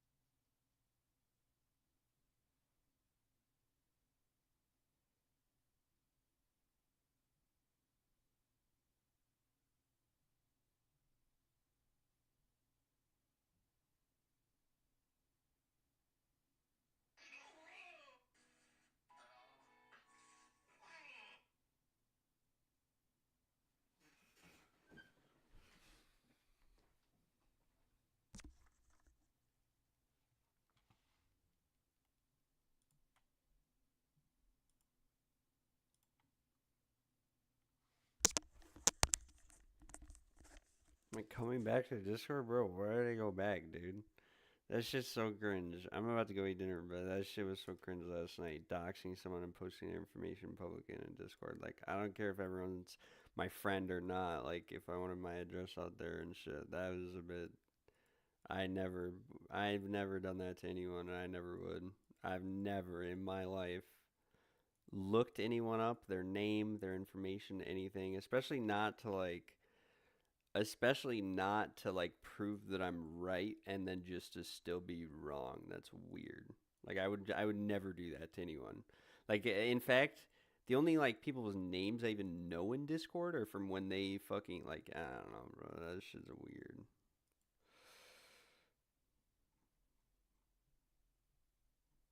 I don't even know though. I'm gonna go eat though. I'll be back. I'm gonna leave this stream on because when I get back, I am going to do some Slayer. We are almost 95 Slayer. I did two Zuck tasks today, which is like a first for me. I've never done two in one day. I don't think. Maybe I have. I don't know. Two Zuck tasks though. Did one, then two.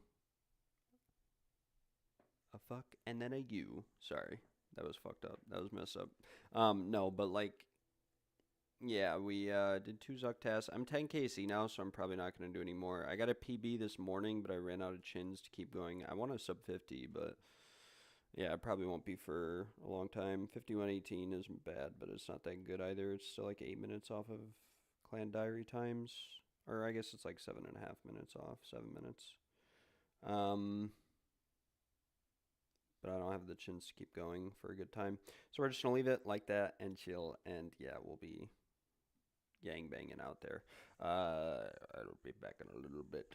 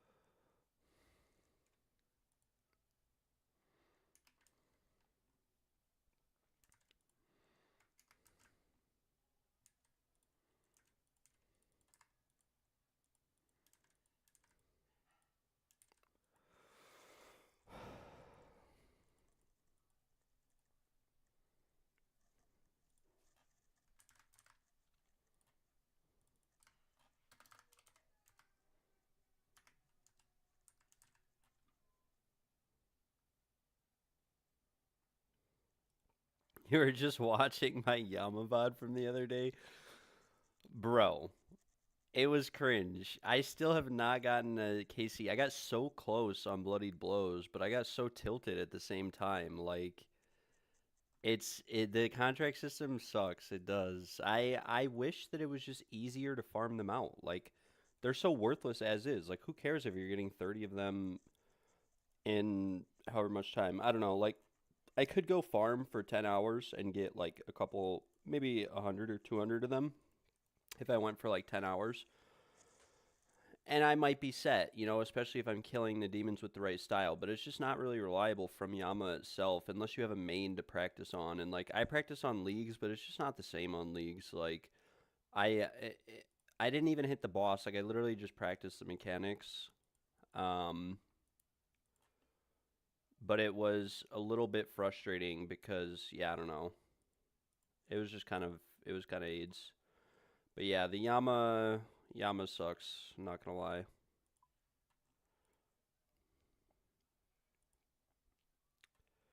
Um, I think what I'm gonna do though for the contract, like for the CA itself, is do a pet contract with someone else, which I think counts because the pet contract doesn't look that bad, and I have plenty of Phoenix necklaces and stuff to fail as many times as I'd like.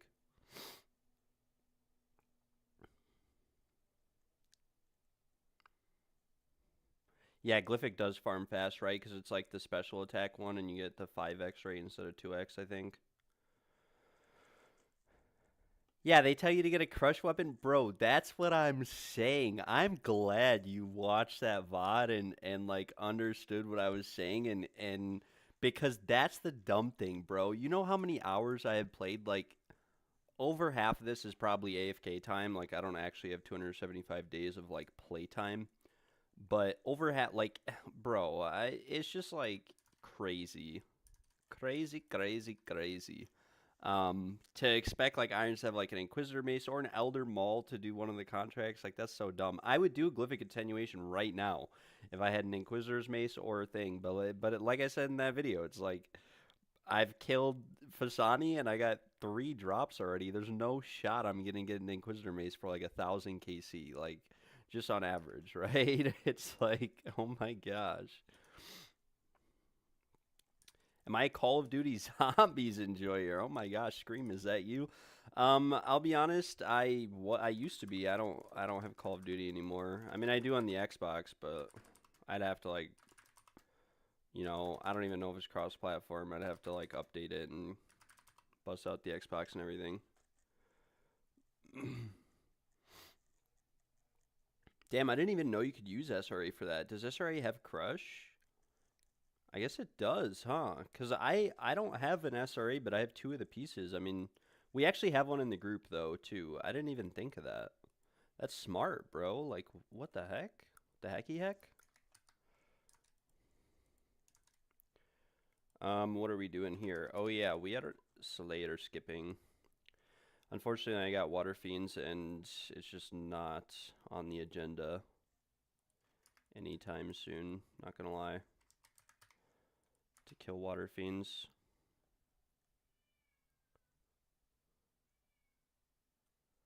What if you told me you could help me get it for free?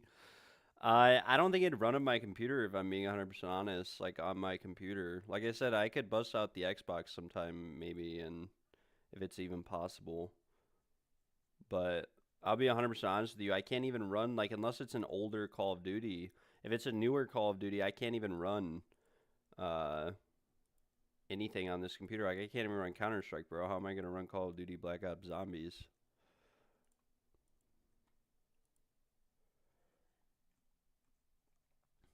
The other dumb thing with contracts, and I don't know if I went over this, but like the forfeit breath contract, everyone says is the easiest, and it is very easy if you have a ring of endurance.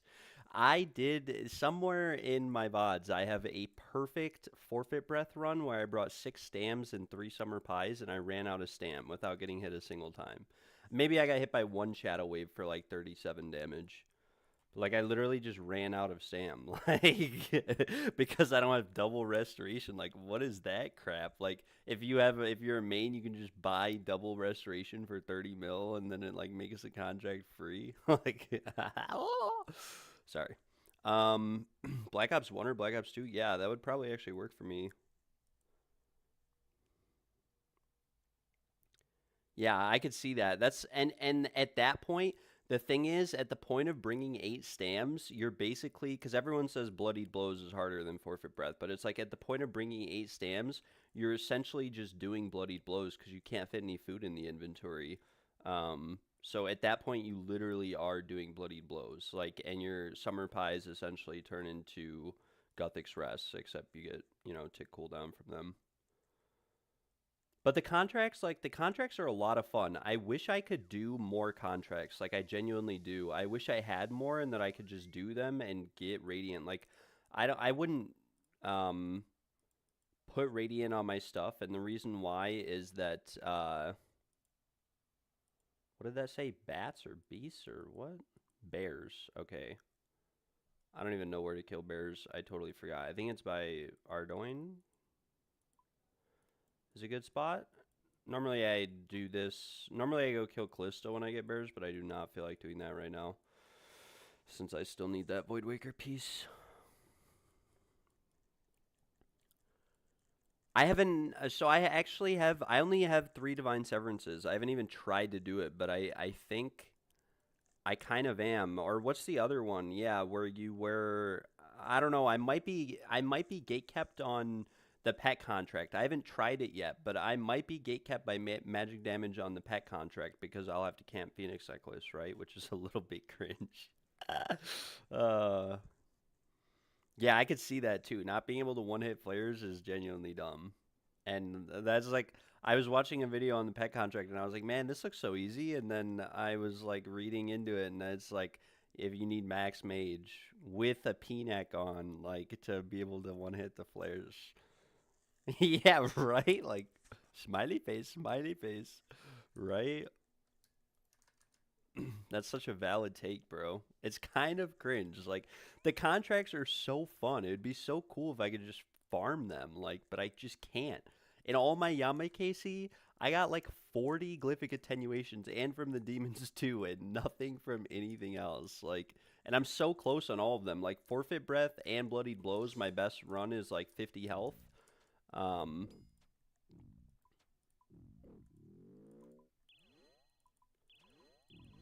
50 health, and I'm confident that if I had like 3 more of each, like I could easily go do them. But I killed demons for like 4 hours, bro, total now, and I've got like no contracts. And then yeah, the gear requirements and everything. Yeah, it's a little bit dumb. It'd be fun to do them on a main though, or just later on when I get more gear.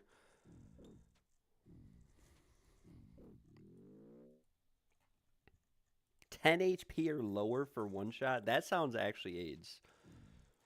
Bloodied Blows is so fun though. It's a fast one. That's why I like Bloodied Blows. Like you go through phase 1 and 2 so quick.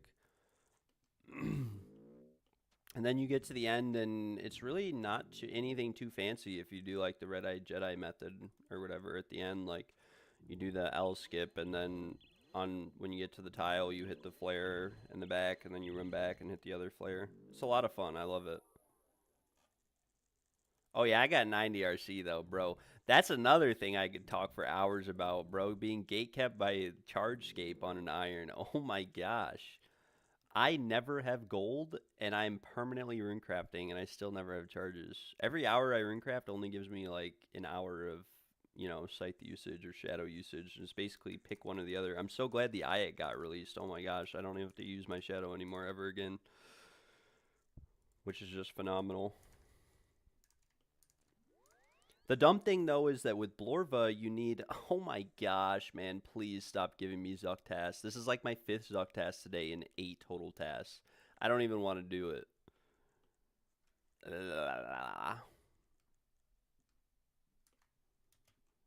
I've killed way too much Zuck. Way too much today. I've done like 3 Zucks today. 2. But I did 3 runs total. Maybe 4. I don't even know. 2 kills. I got a nasty PB.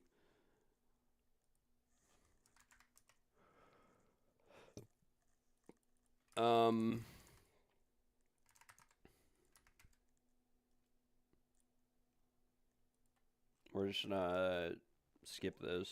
I do not feel like doing this at all. Best XP in the game, bro. I've done too many of them today. I could do one more and be like 20, what would it be, 50k, 45k away? Screw that. The thing with Zuck, I would do more Zuck tasks, but I'm out of chins, and I really only have fun when I'm in there with the chins, you know what I'm saying? Like when I'm ripping and roaring and pacing for like a sub 50, that's when I'm having fun with the chins and the bro. I'm watching like Rastaman's VODs, Scotty's VODs, and it's just insane the amount of stacks he gets with chins, like extra damage stacking. Oh my gosh, it's crazy. It's like a Kree kill, bro. It's insane.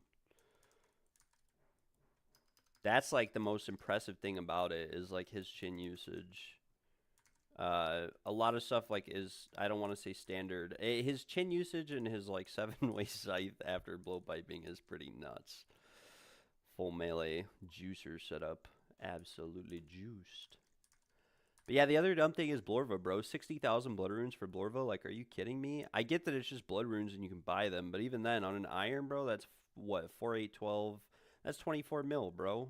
That would be my whole cash stack, and it would also mean on a group that I'm not able to trade the gear with my group mates, which unless you get 3 sets, 4 sets.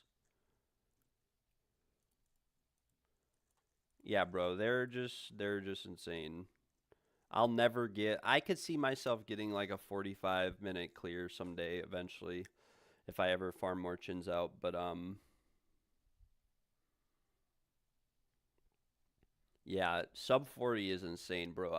That's like way out of my skill level. Not gonna lie, I just bring chins full range, Arceus on my last run at least. It was chins full range Arceus, and that was a lot of fun. It was like 51 minutes is my PB right now. It was pretty bad because it could have been sub 50 had I just played a little bit better in a couple areas. And sub 50 is not like amazing, but it's like a good, starting point for speedrunning the Inferno. Like beyond sub 55, I guess, or whatever kind of thresholds you want to give it. I mean, the treads are really nice,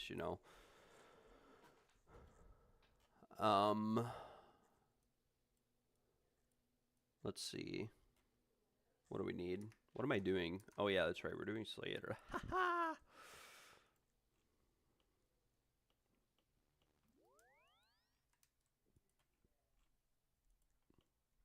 Necreal. I don't really want to kill Necreal, but we may as well.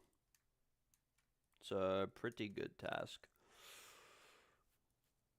Once we get 95 Slayer, we'll be able to hopefully knock out GM. Hopefully, I'm hoping the pet contract works for this. Like, if someone else does it. Like, I think it does, though. And then I just need to do reinforcements and farm a piece of Huecoatl armor, and I'm basically done.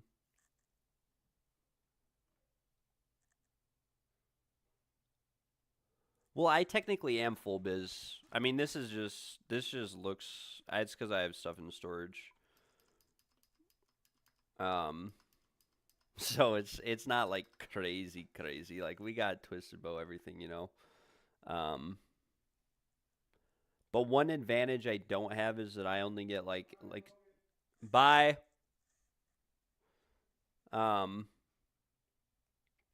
One advantage I don't have is that I'm not GM, so I can't just run in there infinitely. You know, I'm basically just locked to 2 attempts. But that's like a new thing. You know, most people who speedrun this have been doing it for a while, and they all skipped, and it was a long process. Um, let's see. Yeah, I use heck yeah, I was using black chins. Yeah, I only got like 100 left. I had a few thousand when I started the Inferno. That was when it was fun. I don't know when I started. I got Nibbler Chaser and the 50 HP one on the same run, which is like on a 54-minute run. It was kind of crazy that I never got hit below 50, and I got chanced on that so many times because I kid you not, I went to exactly 50 health like 5 or 6 times that run. Like 5 or 6 times that run, exactly 50 health on the dot, and yeah, it was pretty nutty.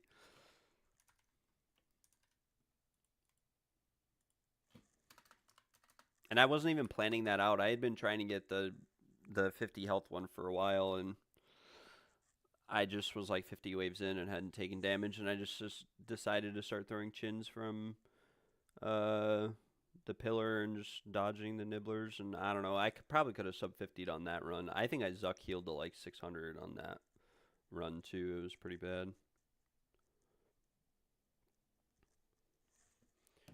Okay, Necrios, let's see. Wait, we actually need stuff from storage. I'm gonna grab Virtus and Godai.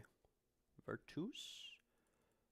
Let's grab Magus too. Kind of like Ring of Gods though, I'm not gonna lie. Magus is alright.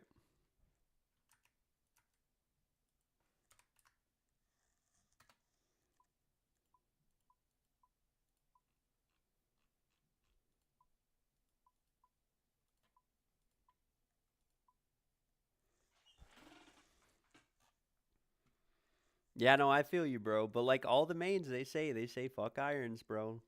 They all say it. They say we chose to play this game mode. I just got lucky, bro. I just got lucky on my group Iron Man. That's why I play it. But yeah, thanks for tuning in, bro. I appreciate it. Feel free to stop by anytime. Yeah, and have a wonderful rest of your day, brother. Hang in there. And congrats on the Radiant, by the way, too. That's huge. That's freaking sick. It's epic. Radiant's awesome. It's like third age, but wearable for content.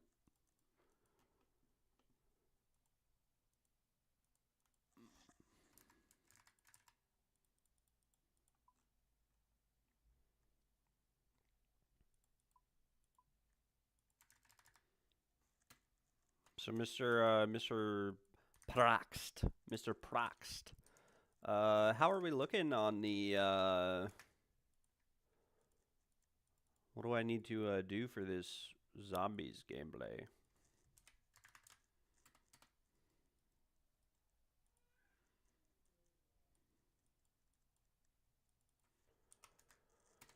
I guess I need a blowpipe and a quiver.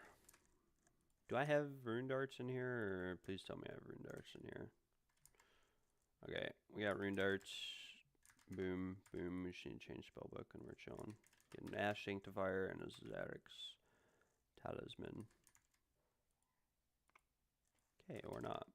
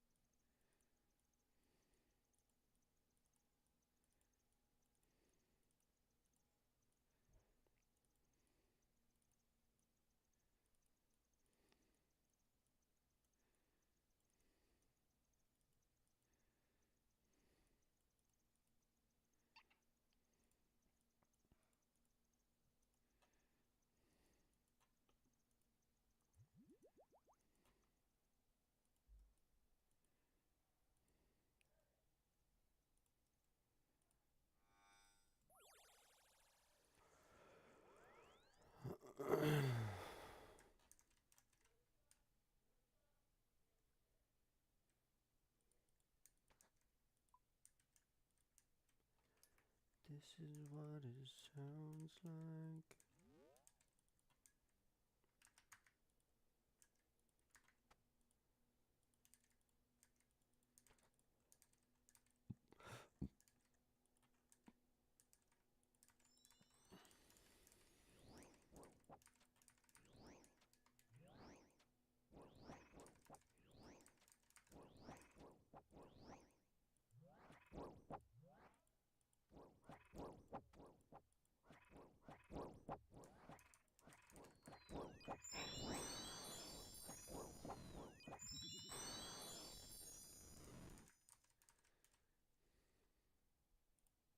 I probably should have brought my explorer's ring too. I forgot actually. How much XP is this gonna be? Like 30, 40k almost. Maybe almost 40k XP, I guess. What the hecky? That was weird.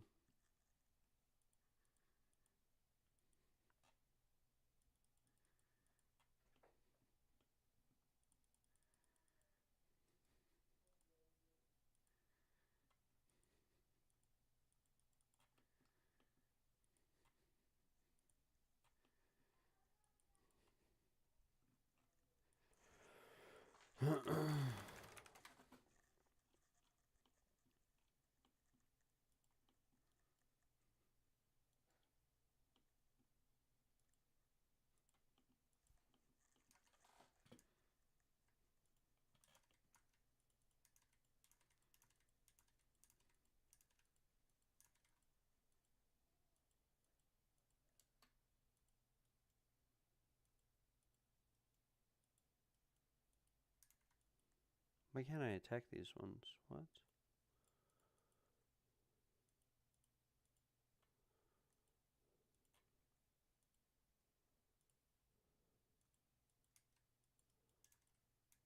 I am so confused why I cannot attack that Necreel.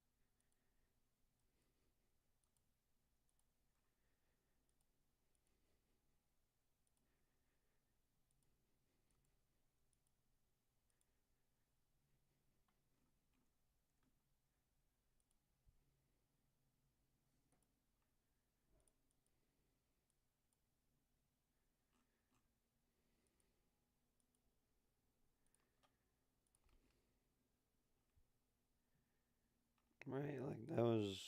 I don't know what that was.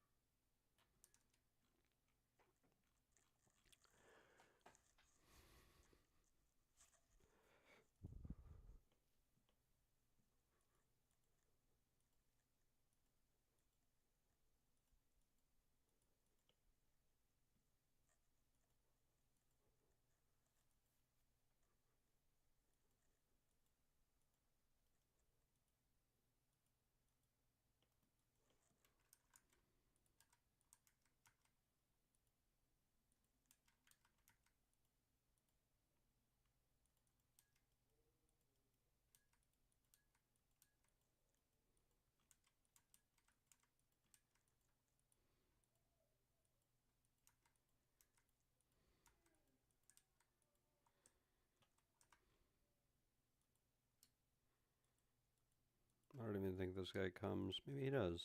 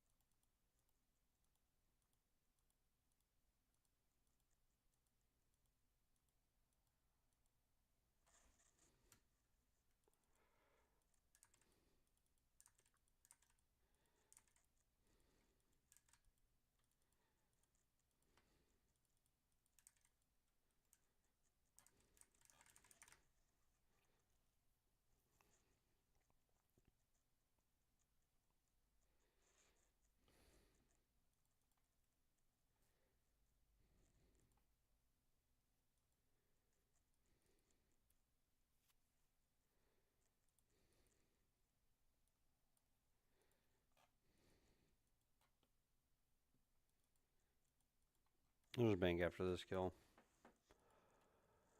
And grab some of these herbs and some other stuff. Please just kill both. Okay, cool.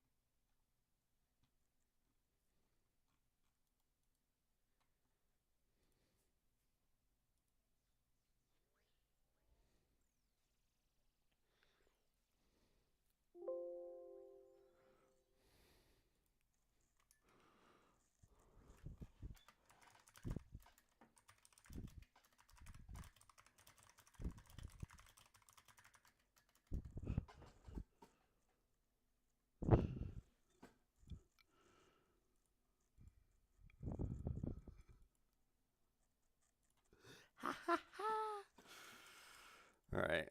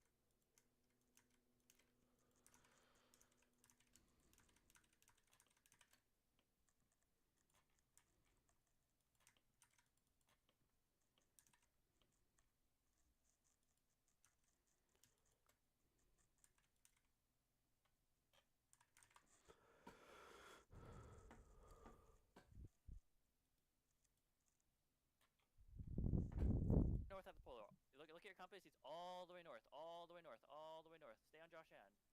Stay on Josh Shan all the way north. Drop everything you're doing. We have to kill Josh Shan. He's all the way north right now. He's literally their main caller. Stay on Josh. Stay on Josh. He's going all the way northwest. Don't get clumped north at the polar. Look at your compass. He's all the way north. All the way north. All the way north. Stay on Josh Shan. Stay on Josh Shan all the way north. Drop everything you're doing. We have to kill Josh Shan. He's all the way north right now.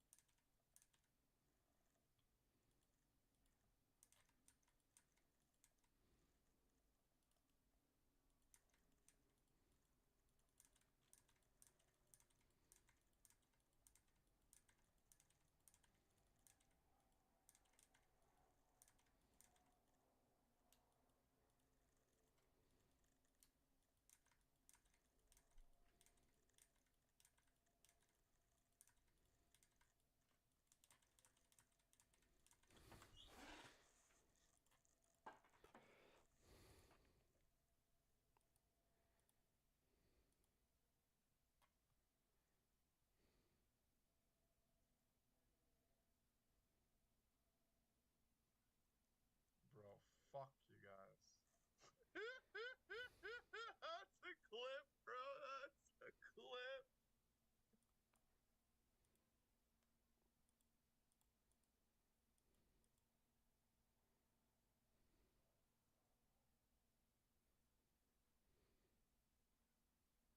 Bro, fuck you guys.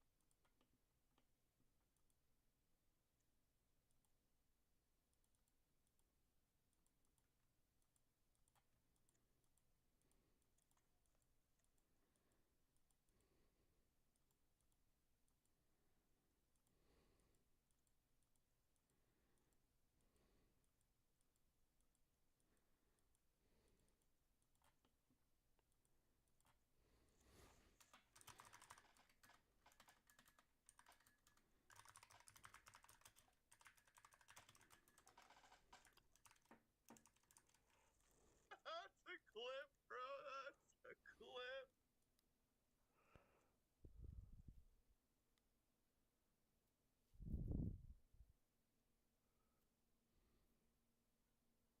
Bro, fuck you guys.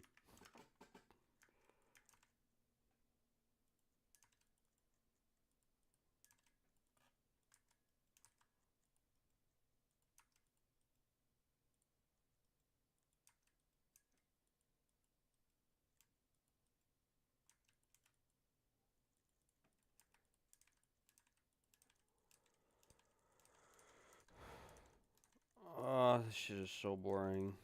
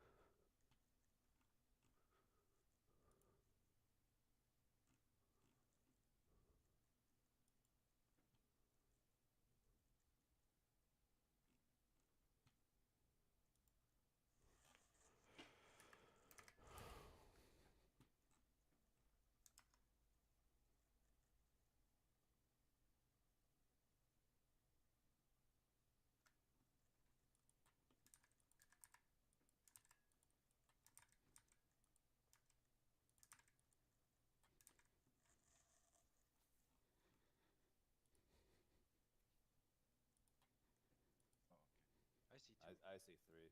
Just don't be Corby, afraid. Corby, why did you hammer? Oh, I I don't hammer. I missed No, no, no. Oh, You yeah, can. you did. I missed threes. No, Are we what? still stacking or no? Bro, you're just standing still, man. Why is Servino freezing? Why is Cerrito freezing? What? The He's, guy just he's stood not still. freeze. He says he misses trees and the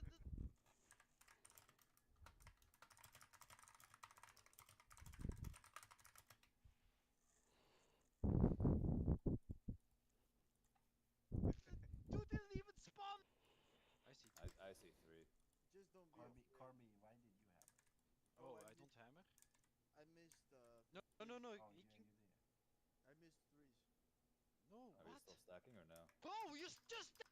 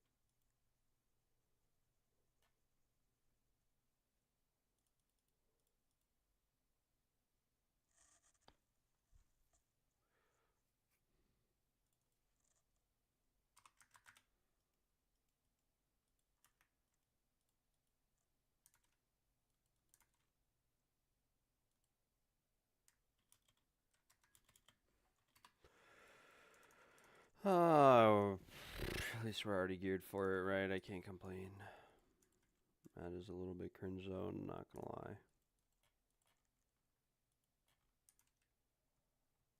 I don't even know if I bring Venge, like, maybe I just bin the rune pouch.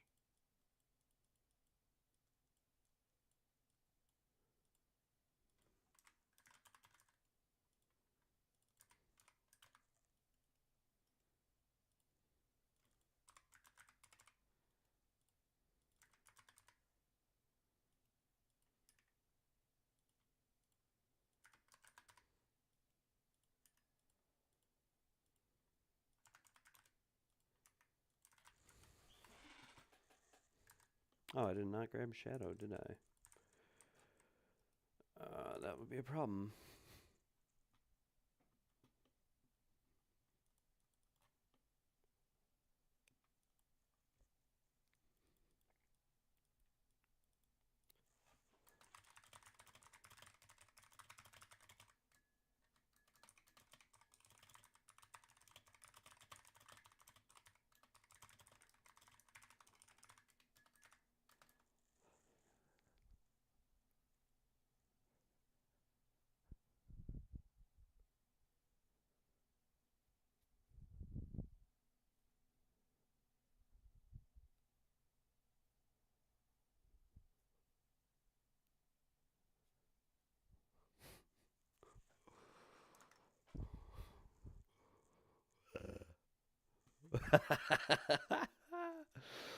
Oh my god, bro. What am I reading? Okay. Shadow. I mean, we should just keep the Kodai because we're probably gonna need it again for like our next stats, but whatever.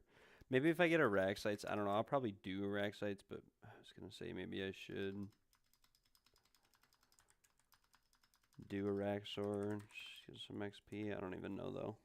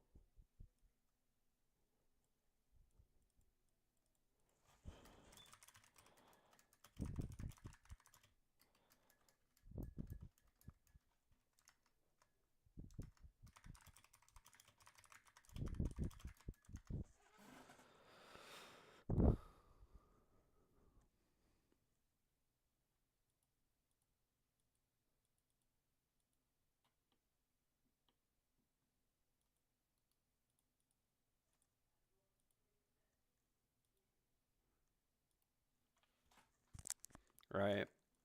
I don't want to kill Kelphi Queen, but I have to. I could treat you. Ba-da-da-da-da. Alright.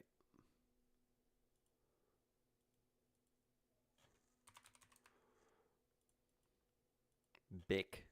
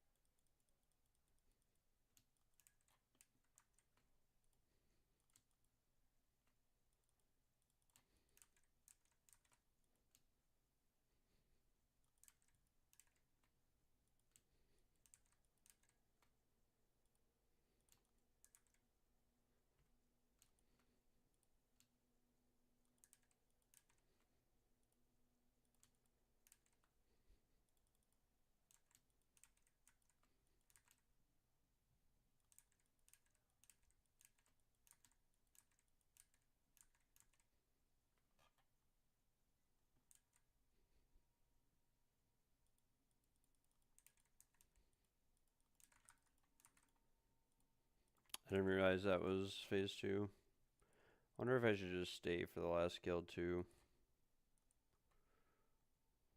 Be cool if I got the head on 69 KC. I could just say I'm done.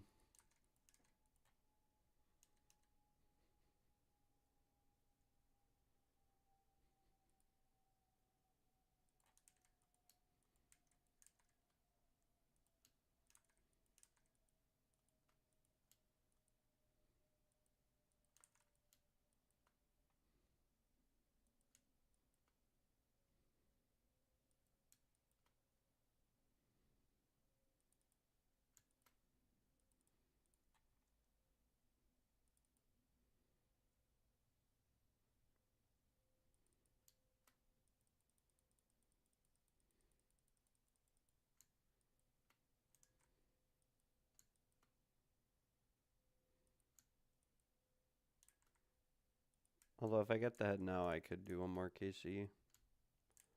I think this head is all I need for the Desert Diary other than 90 Slayer, or 90, what do you call it?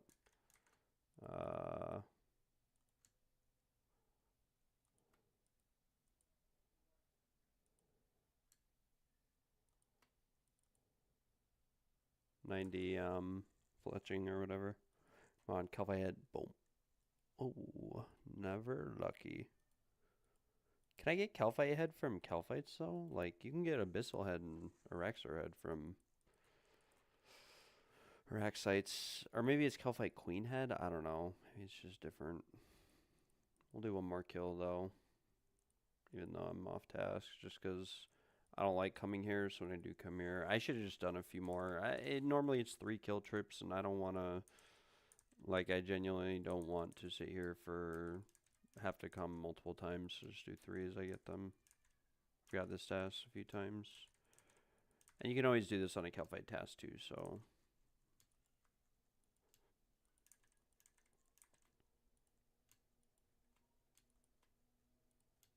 He should be trapped here because these 2 on this side.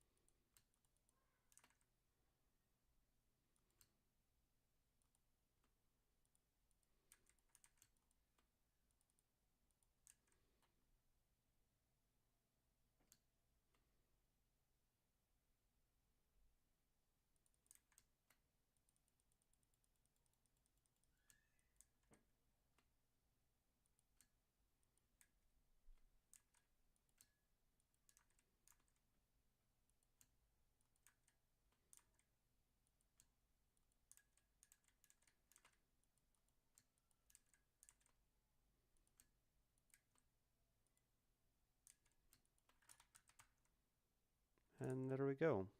Boom. And never lucky. Give me a good task, please, that is not a Jad or Zuck task.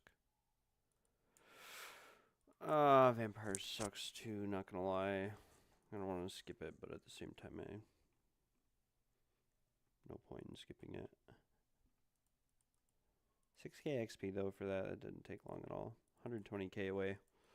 Getting very, very close. In fact, we're like 90 some % of the way there.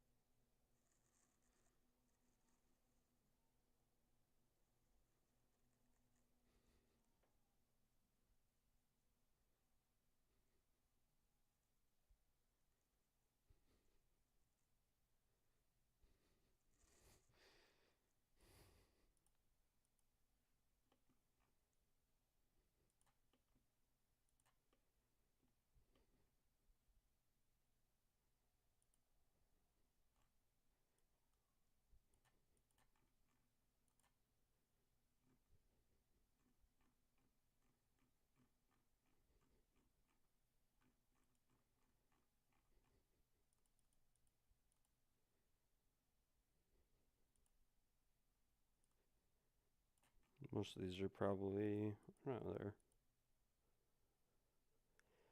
Okay, so I have to hit 3, I have to kill 2, and then kill 3 in 2 seconds. So if I get 3 in 3 seconds, I should get 2 and 2, and then rapid reload. Honestly, it sounds a little bit AIDS, not gonna lie, to get this. Next time I get a demon test, maybe I'll go do that.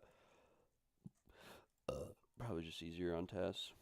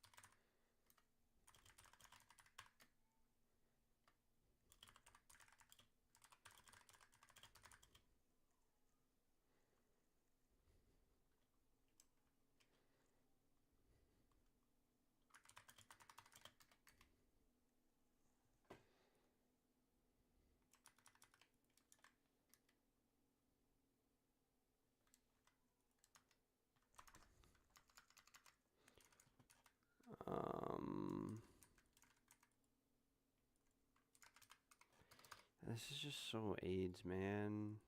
It's not even that bad that I have to do this. One thing I hate about Slayer skipping is just, I need to make a tab for it, because it's just back and forth. You gear, you ungear, you gear, you ungear, you gear, you ungear. If you just do tasks that you want to do, like, especially when going for the imbued heart, you know?